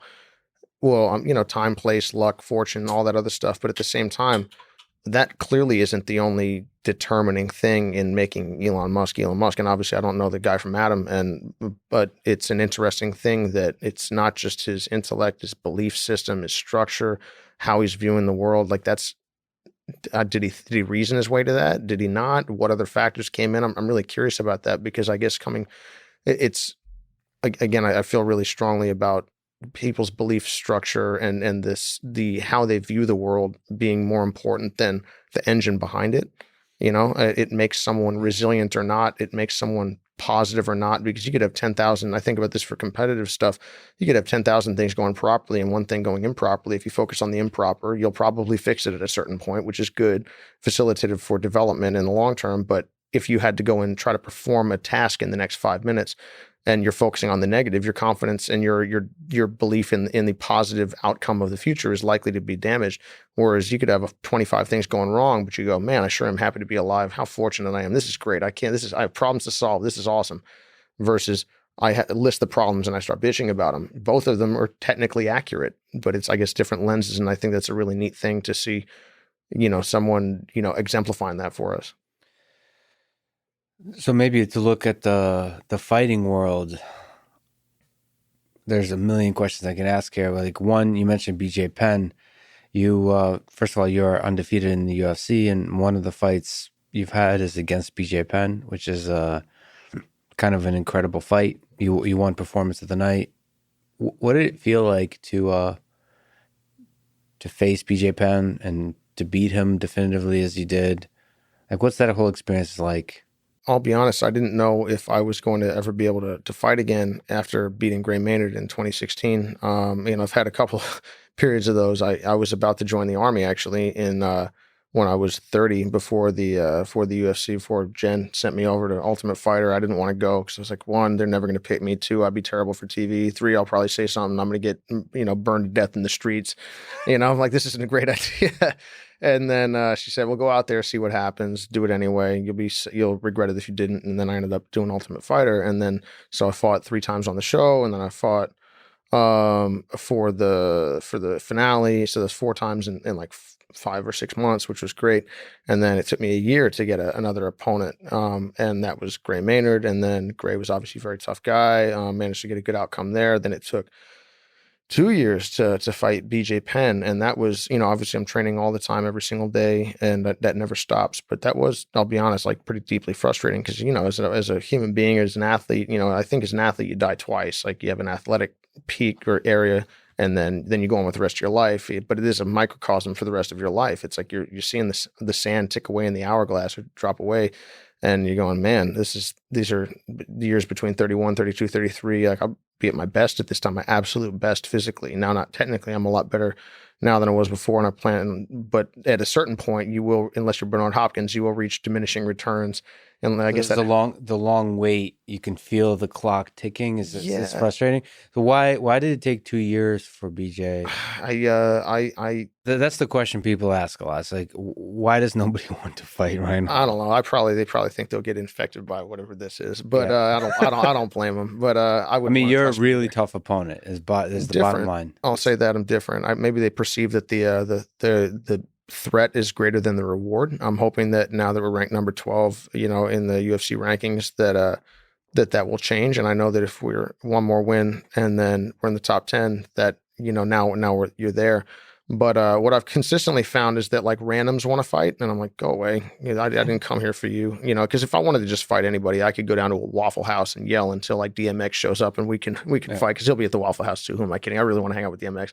But it's like you want to. When I had the opportunity, Ryan Hall and DMX. Oh my God, that'd be so cool. I would like never Netflix show. I would never fight DMX. We'd be on the same team. No, but anyway, I guess. I accepted fights against. I got asked about Lamas. I said yes. I got asked about Dennis Bermudez. I said yes. Like long periods of time, and they at that time, in between 2016 and 2018, I was struggling to have opponents who would sign up, and I haven't turned down fights. I've just said, hey, I don't care about fighting the randoms, and it's just. I mean, you have a successful school. You're a martial artist, broadly speaking, so it doesn't make sense to take fights that aren't like right, that fit a certain kind of trajectory for your career. And that's when BJ Penn, they said, well, BJ's looking for an opponent. I was like, I'm your guy. And I think that, BJ accepted that fight because I'm another jiu-jitsu guy. I don't think he perceived that I was much of a threat on the feet. Yeah. I was able to, it was neat to get it to compete against someone who's one of my heroes, one of the people I looked up to in MMA for the longest time. Were you intimidated by that? No, I love competing. I don't really get nervous or scared before fights. I'm not afraid to get hurt. I'm not afraid to win. I'm not afraid to lose. I'm just excited I feel thankful for the opportunity to compete and the opportunity to play when it matters. That's the only time I'm interested in playing anymore is when it matters, when the opposition is, I know that, it's funny because people pick on some opponents, particularly after the fact. Like if you get a good outcome, well then, of course Lex beat that guy. That guy wasn't that good. I'm like, well, that's after the fact. I get to say that. And also as the person in the ring, BJ Penn has hurt a lot of people in mixed martial arts cage. And I could actually absolutely have been on that list. So it was neat to get to compete against someone that I really respect, someone that I looked up to for a long time, someone who has a great skill set. And also I went up in weight to fight him at his weight class. He didn't have to come down to mine, which is where he'd take lightweight. It was lightweight. Yeah. I'm generally a featherweight. I walk around at like 158 pounds. So, what's lightweight and featherweight? Lightweight is 155 with a day before weigh-in, and featherweight is 145 with a day before weigh-in. So I'm a little bit more properly sized for featherweight.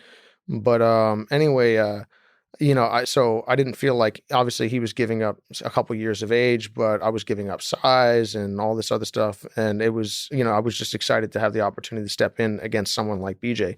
And, we managed to get out of there with a good outcome without getting too banged up. But it was cool because we tied up on the fence, and just even the second, is when you're rolling with somebody and you touch and you can feel what they're doing. You go, oh man, this guy's really good. You can feel the calm, you can feel the small minor adjustments that they're making, the subtle things that they're doing. And that was one of those things that was really neat and gratifying because, you never know. Sometimes people that you've heard of are a little bit less technically proficient than you thought. And other times you'll meet some guy that you train, like, who the hell is this guy? How have I not heard of this person? And BJ was exactly, as a jiu-jitsu guy, what I would have thought. And another thing that bugged me about how people reacted after the fight is, basically going, oh, BJ screwed up this, screwed up that. And I'm like, all right, yeah. That's so interesting. It's sad. That was, one of the, to me, I mean, as a fan of both, that was a beautiful moment as a kind of passing of a torch in a sense of an exceptional performance. Like another one that stands out to me, maybe you can comment, is I don't understand, well, maybe I do, why Conor McGregor gets as much hate as he does. He probably revels in it, but I think he doesn't get enough credit for Jose Aldo for basically knocking him out in the first few seconds of a fight. I mean, Jose is like one of the greatest fighters ever. That's true. Maybe some people could even put him in the top 10. No question. And I don't understand why doesn't get as much, like Conor McGregor doesn't get as much credit as I think he deserves for that, and for Eddie Alvarez and all the fights. For some reason, whenever Conor McGregor beats somebody, well, that they were not that good then. Like it means like they were there's something was off. Right. That's convenient, isn't it? Yeah, it's quite strange to me. But I mean, what are your thoughts on the on Conor McGregor? Maybe one way to ask that. I'm Russian, so I'm obviously also a Khabib fan, but I'm also a Conor fan. It seems like there's not many of us who are like fans of both. Right. What are your thoughts? You and Artem Lobov. Yeah, right. Exactly. The two of us, which also is a good fight. Tough dude. Yeah, really, really tough dude. Speaks like 5 languages. Really interesting cat. Oh wow, I didn't know that side of it. So there's a brain there. Yep. Well, on the Khabib versus Conor, what do you make of their first fight? Do you agree with me that they should fight again? Because I think it would be awesome if they fought again in Moscow. And do you agree with me? I'm just going to say things that piss people off, but I believe is that Conor actually has a chance to beat Khabib. One, Conor absolutely has a chance to beat Khabib. Conor has a chance to beat anyone that he steps into that ring with, and not just like a mathematical chance. You're like, oh, 1 of the billion, but like he absolutely. It's funny because I won't pretend to know Conor really well, but I first met Conor in 2010 when I was teaching a seminar at Straight Blast Gym Ireland in Dublin. And that's actually where I first met all of the coaches that ended up being on Conor's team. John Kavanagh, Owen Roddy, Gunnar Nelson, so I enjoyed being on Ultimate Fighter and being on Uriah Faber's team and getting to train with all the guys there. But at the same time, the people that I knew better were actually the European side, all of Conor's coaches. That was a neat thing because I met Conor. I didn't know who Conor wasn't Conor at that point. Yeah, that was before his UFC debut. Oh yeah, well before. Yeah, I think he got in like 2014, maybe something like that. Yeah, and anyway, but he was doing well in Cage Warriors, winning the titles there. I think prior to that, I remember seeing him on the show, and also then getting to see him train because I competed. I was initially slated to fight David Tamer for the Ultimate Fighter finale before getting put into Fight Artem for the title for the show. So I went over to Ireland to train for a couple of days, and basically it was neat to watch him work. I mean, man is focused and trains a lot and is very, very smart and very, very hardworking. And I think a lot of times people get stuck in this, and they almost want to believe that this was lucky or that this person, they're not working that hard. They're just out there. They got there with their mouth. And that's just not the case. And, I don't know what it's like. Obviously Conor's very well off right now, and I don't know how seriously he's training, what he's doing. I can't speak to any of that. But there's no question that he has skills to be dangerous. And one of the funny things, obviously, the Khabib fight went Khabib's way. Khabib was a great fighter and also has the chance to beat anyone in that ring at any given time. But there was a Conor, it's he can put anybody away. And as you mentioned, I think that he doesn't get the credit for the Eddie Alvarez fight. He doesn't get the credit for the Jose Aldo fight because it was almost so much of a letdown. I remember that happened the same weekend that I did the Ultimate Fighter finale. And you're like, oh, wait, what? Yeah. It almost doesn't feel like a fight happened. Yeah. But we mentioned Miyamoto Musashi. I mean, Musashi was famous for the way he poked and prodded at people with what he was doing, whether overtly or not. It's like, oh, we're supposed to fight to the death at 3 p.m. tomorrow. Great. 4 p.m. rolls around. I'm just not there. 5. I mean, you remember all the antics and nonsense that Conor was pulling prior to that. Like, speaking personally, it's not something I would feel comfortable doing. But it's like everyone's different, and the effect that it had on Jose was, I mean, beyond evident. When was the last time Jose started the fight with leaping left hand, leaping right hand? You're like, wait, what? And then he was obviously, living rent free in Jose's head at that point. And that was a combination of psychological, ability and wherewithal, and then physical. And it reminded me of the way Muhammad Ali would bother people and whatnot. And the fact that he's a polarizing figure, I think makes some people not give him his due. And then at the same time, sometimes certain fans maybe go overboard. But they remember the knee that Ben Askren got knocked out with by Masvidal. I mean, that was an amazing, unbelievable thing. But 3 inches to the right or 3 inches to the left, I guess whichever side his head wasn't. Could have been squarer. Yeah. But and that fight starts with Ben Askren on top of you in the first 5 seconds. Yeah. Well, Conor ran him through a knee just like that at Khabib, and Khabib got right around it. That could have easily gone the other way. Can you imagine what would have happened if after coming back from boxing, after coming back from the Mayweather fight, Conor rocks Khabib in the first 10 seconds, it's over, and you're like, he would. Yeah, it would have been intolerable. Yeah. But basically, No, but see, here's the thing. Let me actually push back slightly. To the fans, correct me if I'm wrong, but Conor seems to, because I've competed a lot, and like there's a tension, there's a negativity sometimes depending on the opponent, and there's a respect afterwards that happens. Like when you understand that there's a deep like respect and almost like a love for each other. Like I always seen that in Conor. Like all the trash talk afterwards. Yes, there's it's a subtle thing. You can't always see it, but there's a respect. Like I agree. And that I almost on the Khabib side, I almost feel like Khabib really took it personally. He lost the respect for Conor. I thought the whole time Conor had the respect. So what I wanted to say is like if Conor won that fight, like rock Khabib, I could see like I wouldn't see trash talking. I could see like trash talking stop right there. I think so too, but at the same time, I'm sure you recall like Conor crossing some pretty personal territory, he did. Both religiously and also familially with Khabib, and it's, I mean, I think it's the sort of thing that I don't know. It's an interesting. That's one of the reasons. It depends. Like you have to know the difference. So obviously, I know the Khabib, the Dagestani people. They don't play around like that. They don't play around like that. You don't. I mean, they take offense to basically. I mean, you don't do that. So so like Conor didn't. Maybe he did it on purpose, or maybe he wasn't even just aware Totally fair. of There's cultural differences of you the know? box he opened. Yeah. Like you can talk to Floyd Mayweather, you can go anywhere with him. You can say the most offensive things, but with Yeah, with Khabib, there's hard lines. It's hard lines. But you, I mean, a lot of people ask. I know you're a featherweight, but if you were to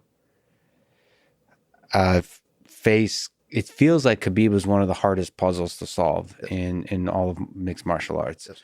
If you were to face Khabib, do you think, how would you go about solving that puzzle? Like, almost the question is almost from a jiu-jitsu perspective too.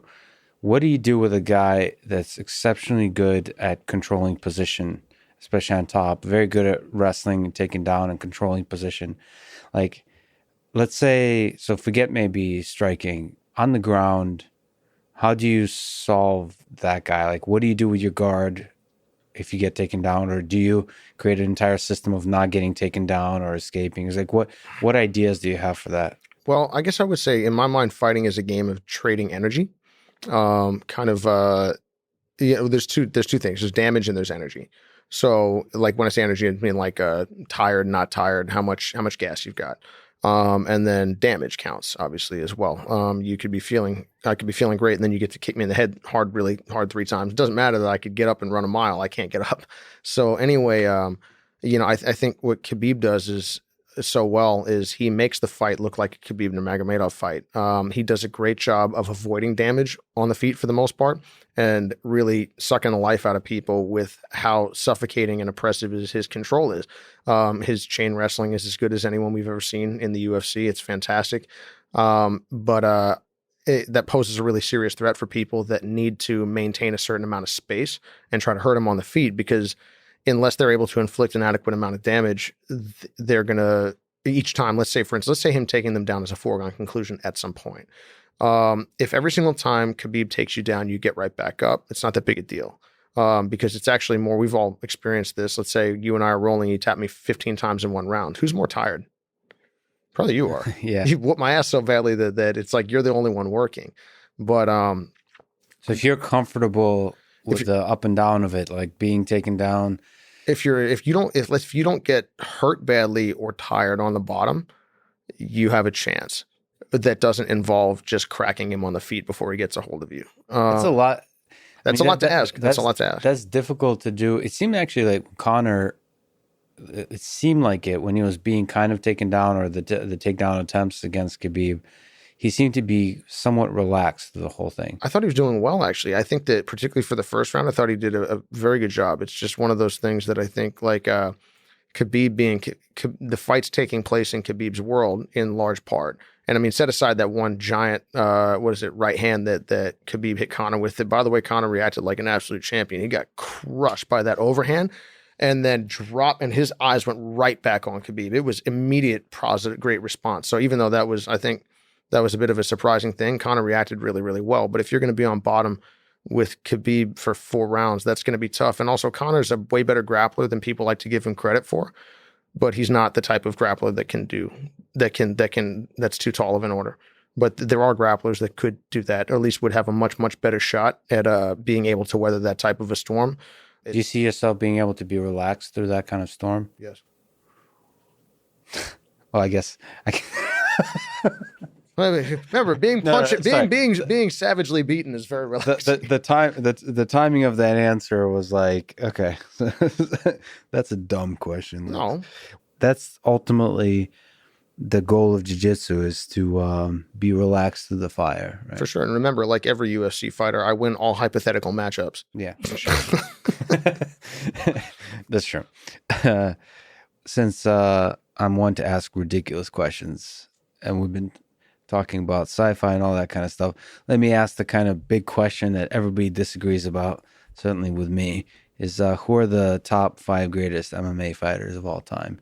Oh, man. And why is Fedor number 1? Okay, well, first off, Fedor is number 1.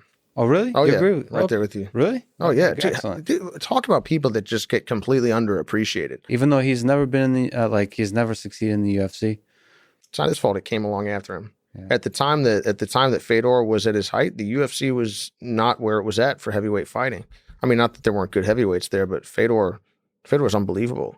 You know, I mean, you remember, I mean, and Minotauro Nogueira, I was a massive fan of him. I still remember watching, Pride 2004 when Nogueira fought Crow Cop and got blasted with that left kick and dropped with like seconds left in the first round. Pride was great because it had a 10-minute first round and that 5-minute second, which again materially alters the fight big time. And you know, just the texture of the fight, because it's borderline a different sport, you know, than getting a pause and a 5. Yeah. But anyway, similar sports, like one of those swimming things where they have 9 gold medals for different types of swimming, right? But still swimming. But anyway, well, yeah, that they would disagree. Yeah, I don't they mean I'm not specialize trying in to. that, Of but course.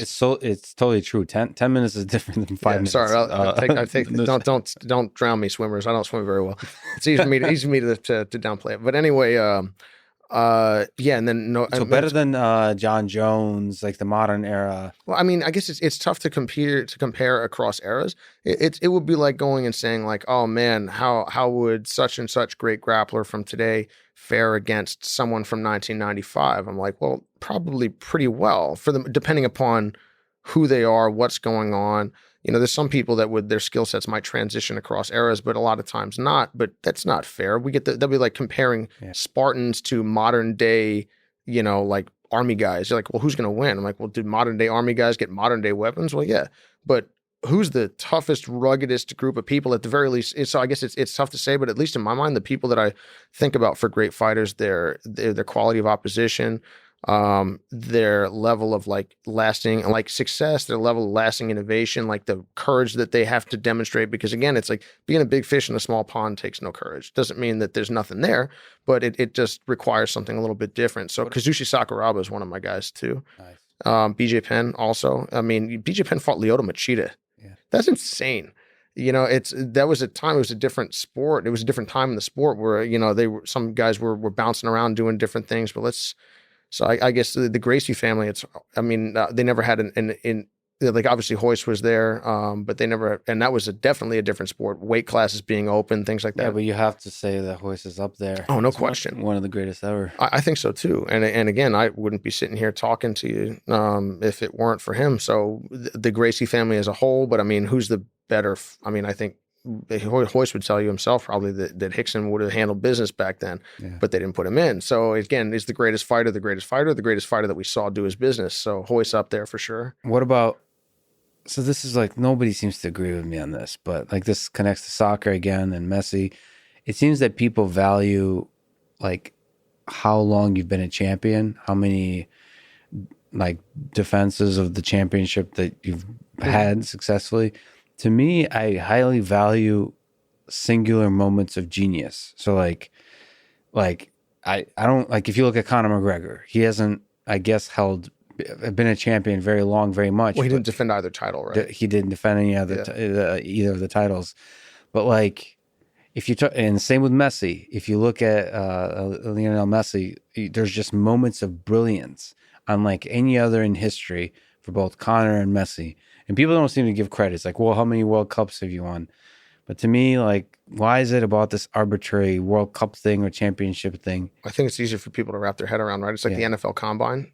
Numbers. Numbers. It's something. Well, again, if I go and if I pick Tom Brady in the first round, you know, and it works out, they call me a genius. If I pick Tom Brady in the first round after his combine and it doesn't work out, I get fired and I'm never hired again. I have to work somewhere else. But it's like I'm insulating myself from criticism, I think, almost if I go by the numbers. Well, he had more bench presses. It's like how many times have the guys that are like the super studs in the NFL Combine ever been on the greatest players in NFL history? Like 0 or close to 0. And even if there's some, it's certainly not a 1-to-1 correlation. So it's so funny though. I think it's just like how many days did he hold the title? Oh, your title reign was X times longer. That means nothing. So if we want to define greatest fighter ever, like you said, I think individual moments of like, you're like, that was transcendent, that was different, that was something else. Because people can win or lose for any number of different reasons. And that's an interesting thing. Again, I don't blame Argentina not winning the World Cup on Messi. You know, that's not fair. You know, how many times has, you know, I mean, I'll use I remember when Trent Dilfer was the quarterback for the Baltimore Ravens, and they had such a strong defense. I'm not trying to pick on Trent Dilfer, but it's like they had such a strong defense that they were able to make it. That was the Ray Lewis, Chris McAllister era, and they won the Super Bowl. I don't think anyone is going to say that, Trent Dilfer is a better quarterback than, or put him in the same category as Dan Marino, but he got the W. He's got the Super Bowl ring. How many times? Let's use March Madness or Super Bowl. I love it. Like that guy always makes the finals, but he just never gets it done. Yeah. So let me get this straight. Getting to the finals 9 times doesn't count because you didn't win the end game. I'm not saying it wouldn't be better, but that guy won the game once. He got over the hump. Well, how many other times was he in the finals? 0. You're like, all right. Yeah. It's interesting that we were obsessed with these numbers. Like, well, because we can't assess their method, right? Yeah. Well, I think most of the time, most of us can't assess the method of anything. I mean, it's like, oh, look at that guy do X, Y swimming. I'm like, how do I know Michael Phelps is great? I don't know. He was faster. I can't look at his technique and say anything other than, well, that's way better than anything I know how to do. But I can't say the difference between him and the next guy. So I guess I wonder if it's like I need a concrete identifier. And a lot of times people don't like saying, I don't know. And most people won't put like a Ronda Rousey in the top even 20 or 50 but like she changed more than almost anybody else. She changed the martial arts history. I don't know if that even, I don't think I'm exaggerating that. She made it okay for women to be fighters. Yeah. And like changed the way we see, like she's one of the great feminists of our time. I don't know. In her own way, yeah. In a weird kind of way that, like, I don't know. Maybe I'm just a Ronda Rousey fan, but but she's not in the conversation because then you start converting into numbers. Well, how many did she actually win? Is she among the greatest fighters, or did she do the greatest things? I mean, I think it's something. I mean, obviously, Ronda is a great judoka who was competing in MMA at a time when a lot of the girls like, where did you get your skills in the Olympics? Oh, where'd you get yours? High school. You're like, yeah, Olympic girl's gonna beat you up. But I guess that doesn't diminish her. It's just that accomplishment is what it is. Fedor is not diminished by the fact that he would, like, if he were to fight Stipe Miocic right now, it probably wouldn't go great. Or that John Jones exists. I don't now have to like knock Fedor's accomplishments down or say, oh, because BJ Penn or so-and-so, let's say, has a mixed record at this point, that somehow invalidates the things that they've done before. I guess it kind of brings us back to a lot of the other people we've talked about. The fact that the brilliant people throughout history that we love, or some of the monsters throughout history that we rightly revile in a lot of cases, were complicated people, and their legacy is more than just one thing. And someone doing something amazing doesn't mean they didn't do anything bad. And someone doing terrible things doesn't invalidate the positives that they did. But I guess we're fighting the urge to put people in one category. And same with ourselves. I think that's why people get depressed. Oh, I'm good right now. Oh, I'm bad right now, versus, hey, we're all a work in progress and we're trying to do X number of things, and legacy is a tough thing to figure out anyway, and it's all speculative. Last time, on Reddit, you said that, last time too, that you don't experience much fear before fights. I'd like to ask you a couple of Mike Tyson things, if it's okay. It's just interesting to me. Maybe I'm just weird. So there's I don't know if you've seen this clip of Tyson talking about how he feels leading up to a fight, that he's kind of overtaken with fear. But as he gets closer and closer and closer to the ring, his confidence grows. Have you seen the clip? I'm aware of it, but I haven't seen it in a while. Here, let me play it for you. I think George St. Pierre said something similar to me one time. While I'm in the dressing room, 5 minutes before I come out, my gloves are laced up. I'm breaking my gloves down. I'm pushing the lever at the back of my glove. I'm breaking the middle of the glove so my knuckle pierce through the leather. I feel my knuckle piercing against the tight leather gloves on the Everlast boxing glove. When I come out, I have supreme confidence, but I'm scared to death. I'm totally afraid. I'm afraid of everything. I'm afraid of losing. I'm afraid of being humiliated. But I'm totally confident. The closer I get to the ring, the more confidence I get. The closer, the more confidence I get. The closer, the more confidence I get. All during my training, I've been afraid of this man. I thought this man might be capable of beating me. I've dreamed of him beating me. But I always stayed afraid of him. But the closer I get to the ring, I'm more confident. Once I'm in the ring, I'm a god. No one could beat me. I'm a god. I mean, first of all, he's cognizant of both his demons and whatever the hell ideas he has about violence is so interesting. Is there something about the the tension that he's describing about being confident and scared that resonates with you, or or do you hold to this idea that you've kind of spoken about before that you're really not afraid? No, I can appreciate what he's saying. I think that I can speak to feeling like concerned about, let's say, for instance, if you feel a certain way. I think people are a lot more like computers than we like to admit. And just because a lot of times I can't parse what's going on and why doesn't mean that it doesn't make sense. I see. Yeah. And I think that at least in the times of, like, if I'm concerned about a situation or about a person or about something happening prior to the fight, or I'm like, there's a reason. There was a reason. I don't have to push that down and bury it. There's a reason. I'm like, why? What have I not thought about? What have I not done? What am I missing? Why am I feeling this way? As you mentioned, for yourself prior, like, you'd be like, why am I feeling like this? And I don't do this very well in certain aspects of my life, now that I mention it or now that I think about it. But when it comes to competing, I think I do an all right job, and I'm trying to learn to be better. And it's going like, well, if I feel this way, there's a reason. Okay, am I thinking about this the wrong way? Have I not adequately prepared for something? And I have to address it. And then maybe I'll be up for 4 hours that night, like extra hours, thinking, like, what have I not addressed? Watching sparring, watching this, watching that. And then when I am thinking about things more accurately, or when I've addressed what that concern was, I feel any of that concern kind of dissipate. And I guess if I honestly thought that, I guess when it comes to, I know I'm going to die at a certain point. Obviously, I'm going to get hurt. I'm going to, pain happens, but the pain of loss would be nothing compared to the pain of injury would be nothing compared to the pain of running away, and, and so I guess if I think about where's my value, it's like, I feel like I'm a winner every single time I step into that ring and fight with everything that I have. I can't promise that I'll win my next fight. I know that I have the skills and the tools to beat anyone in grappling or in mixed martial arts at this point. It's just, I know that for certain. I've trained with enough people. I compete with enough people. I know where I stand, but I also know that I'm not perfect. And also the better fighter, even if I perceive that I was that thing, doesn't win on the night. The man who fights better wins on the night. And if I give credence in my mind to only the person that's won has value versus going, what's your process? What's your path through this? How are you going about this? How are you thinking about this? How are you behaving? Then if I can focus on the process, then I will respect my opponent, and I will respect myself, and I'll respect anyone that behaves with a certain level of consistency to that. And they could win. There's plenty of winners in history that are shitbags, and there's plenty of losers that are not. But winning doesn't make you a bad or good person, and losing doesn't make you good by default either, or bad by default. So, and I think that can be the truth socially, that can be the truth, athletically, and academically. So, I guess. But is there a primal fear though, like a primal fear of getting hurt, the running away and not facing the threat long term is the bigger pain than any pain you can experience in the fight?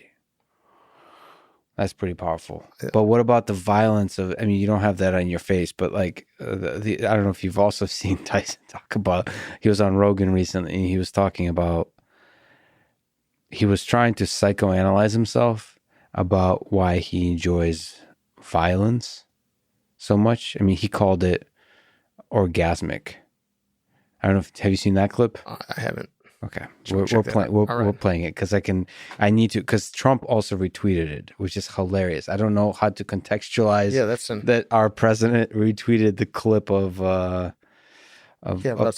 Tyson saying that's just, maybe he's just doing it like they're not gonna, it's like, I'm gonna throw him a curveball. No one's gonna have any idea what that is. But yeah, he did no explanation, just here you go. There you go. Well, I think that's kind of like what you were describing. It's like, if I give you an answer, it has to be a good one. Better to just let your imagination run. Exactly. Yeah, he's like the Kubrick of our time. You know what's really interesting? That sometimes, periodically, not real, but sometimes I struggle with the fact of, wow, there's a possibility I can really hurt somebody. Like you don't want to hurt them. What do you mean? But you struggle with the possibility that you could hurt them? That is sometimes, it's orgasmic sometimes. Yeah. Like some fights, like particularly like Tyrell Biggs or someone that you had problems with, someone that Joe's not getting you it. had animosity towards, so when you could finally get your hands on them? Hey, what does it mean when fighting gets you erect? What does that mean? It's a good question. It means you're getting excited. Yeah. So that's going through your mind right now. Well, that's how I get when I was a kid, and sometimes I get the twinkle. The twinkle. Yeah. Well, that's what I'm saying. It's like you reached a state as a human being, as a champion, as a ferocious fighter. You reached a state of ability and of accomplishment that very few humans will ever touch and feel.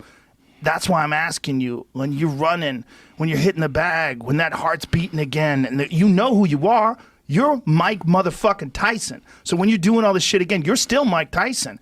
Those thoughts have got to be burning inside you again. It's got to be pretty wild. I don't know. It's wild, but I believe it's rightfully so to be that way, and I just know how to. I don't think I mastered, but I just know how to deal with it. I don't let it overwhelm me. I mean, he goes on to try to. They don't ever Joe doesn't bite. Well, the interesting thing about that conversation is Mike was trying to figure himself out. Yeah. Like he's trying on the spot. Like, why do I feel this way? To me, it's so real and honest to feel like pleasure from hurting somebody. Like that, you rarely hear that. In this society, it's like you rarely talk about you feel pleasure from winning. You feel pleasure from the relief of overcoming all the stress you have to go through.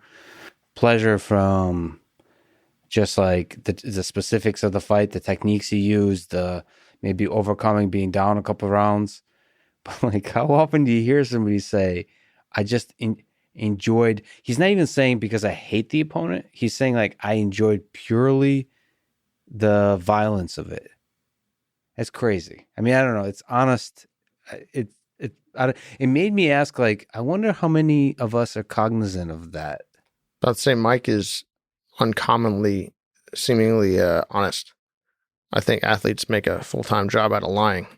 I think people make a full-time job out of lying. Perhaps too. That's fair. I mean, you tell yourself or you tell others what you feel you need to, or maybe whether you even know what you feel you need to. But why should he not? I mean, again, did he run up and just hit somebody that's didn't sign up for this? No, they signed up to be there.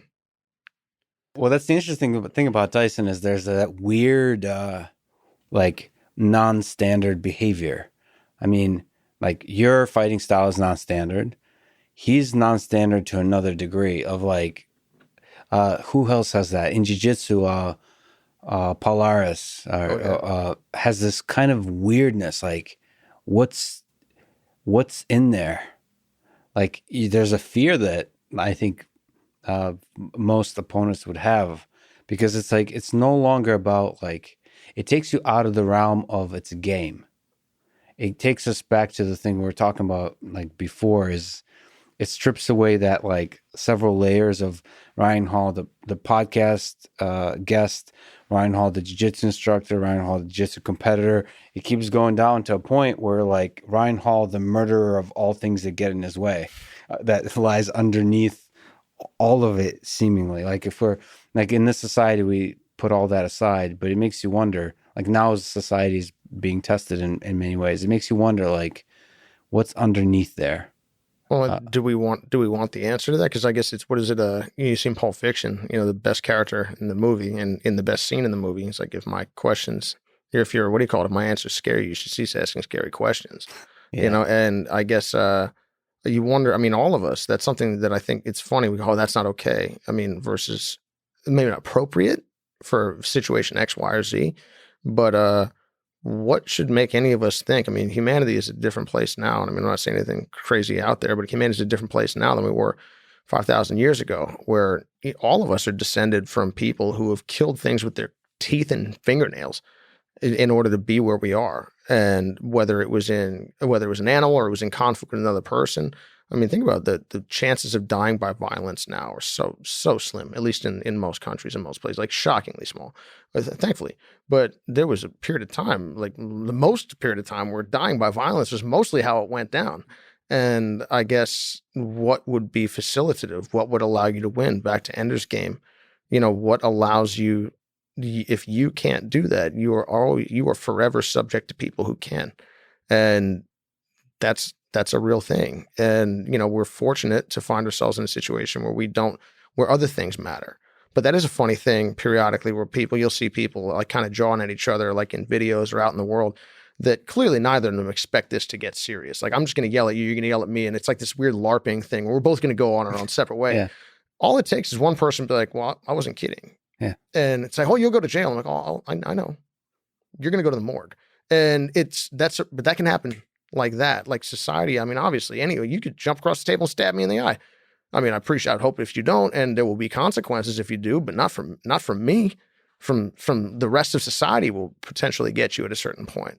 But you can decide to not play by the rules anytime you want. And it's fascinating that, we've created rules based on which we all behave, but underneath there, there's things that there's motivations and forces that don't play by the rules. And it's still there. Nature is metal is under the surface. Seriously. And again, I pull out my phone and I'm basically saying like, hey, you're going to get caught. Yeah. But really, I'm further antagonizing you. Yeah. Rightly or wrongly, you know what I mean? Like, and that's an interesting thing. And I feel like just people need to remember, any of us need to remember, just for any reason, just that's one step away at all times. I've had people say to me before, like, oh, I don't feel safe. I'm like, you're not safe.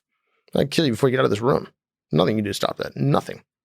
I mean, but don't worry, you could do the same to me, which means I'm like, oh, thank goodness. Can you imagine like how many guns there are in this country? Like, everywhere. I mean, seriously, everywhere. Yeah. But that's a heartening thought, not the other way, because people usually freak out and go, oh my God, gun violence. Gun violence is like really not a serious issue in the United States compared to what it could be, because it means that, I mean, with the amount of guns and the amount of bullets that are out there that are in circulation, can you imagine if like 1 in every 1,000 was used in anger each day? I mean, this would be a terrifying place to live. You couldn't go anywhere. So, I mean, although you could say, hey, this is more than we'd like or X, Y, or Z, it actually means that people are much more reasonable and sane than we're saying. Then sometimes I might argue. So I guess what I mean is like, oh man, I walked to 7-Eleven and I didn't get stabbed. I'm like, oh, well, that's good, not because I protected myself with my karate. It's basically no one decided to run over and stab me because I wasn't protecting myself. They stopped. So I guess we're all fortunate to live in a society that, like you said, nature being metal doesn't become that big of an issue all the time. But it is funny when you get people in the ring and you go, hey, let's peel back from Mr. Tyson, many layers of that, and say, hey, now it's okay. And it's cool that, I mean, that's what society is doing. So I lived in Harvard Square for a while, and we add extra layers of what safe means. Like now there's a discourse about safe spaces, about like ideas being violence or like, but ideas or minor slights against your personality being violence. But that's all like extra layers around the nature is metal thing that it's cool. That's what progress is, but we can't forget that like underneath it is still the thing that will murder at the drop of at any moment if aroused. One thing that I find funny though, or ironic maybe, about the words of violence, offense is violence thing, is that of course that the belief in that then justifies my violence. Yeah. Like and whether maybe not physical violence, but my response to my aggressive response to things. And I guess like, which again begets a further aggressive response and like a, kind of a tit for tat sort of situation, or it goes to like, well, there's 10 of me and there's 1 of you, so we'll get you and you can't do anything about it. But that's not morality. That's just saying that's might makes right. So I guess again, you can understand why people do it. And there is a progress aspect to it. But again, I guess without proper examination, I'm effectively with my 10 friends, and the force of the law, Mike Tysoning people, but not admitting to myself what I'm doing. And at least Mike Tyson, again, is honest. Are you afraid of death? I mean, it's easy for me to say no as I sit here, probably not about to die, but Is this like the UFC question? Can you defeat any opponent? exactly. The answer is yes. The answer is, of course, yes. And I don't have. They're not around. They're not here, are they? Yeah, exactly. But I mean, do you ponder your own mortality? Maybe another context to that is you mentioned 2 deaths for martial artists. I think that's actually why, honestly, even though at a relatively young age, I think mortality is something that I'm aware of, maybe more than the average person. I think probably most athletes can speak to this, and anyone that's had trouble. I've managed to slide out of a couple near-death experiences personally, mostly river-related, because I'm an idiot. But I regret nothing. But thank God we're here. But it is an interesting seeing the end and seeing going, well, what's going to happen. I guess I think it comes back to kind of what we're discussing about belief structure and belief system. I think a lot of times if I recognize that no matter what I do, it's all going to end one day. And then you go, well, why were we here? What would I do? Am I going to make it to 40? I have no idea. I'd like to hope so. I had no idea that I was going to make it to the age that I am now. Am I going to make it to 80? How much of that is in my control? Much of it is not. I mean, it's so funny. It's an interesting, like back to the belief structure again, like locus of internal and external locus of control. What's facilitative versus what's true. And, I think accepting personal responsibility for more than is on my control is probably a positive. But at the same time, recognizing that much is not in my control. I was fortunate enough to be born in the United States, fortunate enough to not, knock on wood, have a serious disease that I'm not aware of right now. I didn't do any of that. I just showed up. That was really fortunate. And I guess that doesn't diminish the fact that I've tried to make decent choices, but it works in concert with it. And I guess when you go, is death what I want right now? No, I should think not. And again, it's easier for me to be relatively calm about it as I'm not staring it in the face. But what I would care a lot more about is how you live. That's what's in my control. And I can't control if as I walk out of this building, a helicopter falls on me. Worrying about that, I can't control. Maybe I have cancer now and I don't know it. And I really hope not. But there's something about meditating on the fact that it could end today, outside of your control, that can clarify your thinking about the fact that life is amazing. Like just kind of helping you enjoy this moment. Even if life was horrible, let's say, for instance, it was you live at one of those times or places, and those places still exist in this world today, that life is brutal and metal and whatever all and short and painful. Would you still want it? And again, as I'm sitting here, not on fire physically, it's easy to say yes, but I'm confident. I'll plant my feet and say yes. Any life is amazing and beautiful and a gift, an unbelievable gift that none of us have earned. For the record, I hate the word earned. A lot of times, you earn, but it's like there's a lot of good fortune in earning, and that's back to: do I want justice or do I want grace? And I guess we're all fortunate to be where we are, no matter where we are. And hopefully it should give us some sense of perspective, some sense of compassion for other people, but also, like you said, a sense of peace. Where if it all ended right now, would I be happy with with a life to this point? I'm like, of course. Would you like to live a little longer? Yeah, I would try to do more and try to live rightly to the best that I know how, which over time will hopefully continue to evolve in a positive direction. But if the answer to that is no, I guess that's always a sign that what I'm doing is not what I'm meant to be doing. And I mean, you're familiar with Tecumseh before?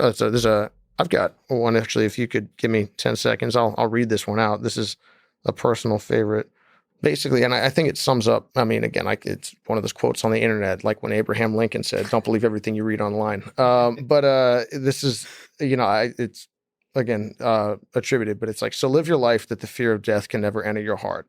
Trouble no one about their religion. Respect others in their view, and demand that they respect yours. Love your life. Perfect your life. Beautify all things in your life. Seek to make your life long and its purpose in the service of your people. Prepare a noble death song for the day when you go over the great divide.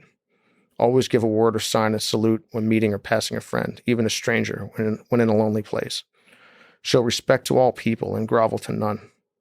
When you arise in the morning, give thanks for the food and for the joy of living. If you see no reason for giving thanks, the fault lies only in yourself. Abuse no one and no thing, for abuse turns the wise ones to fools and robs the spirit of its vision. When it comes your time to die, be not like those whose hearts are filled with the fear of death, so that when their time comes, they weep and pray for a little more time to live their lives over again in a different way. Sing your death song and die like a hero going home.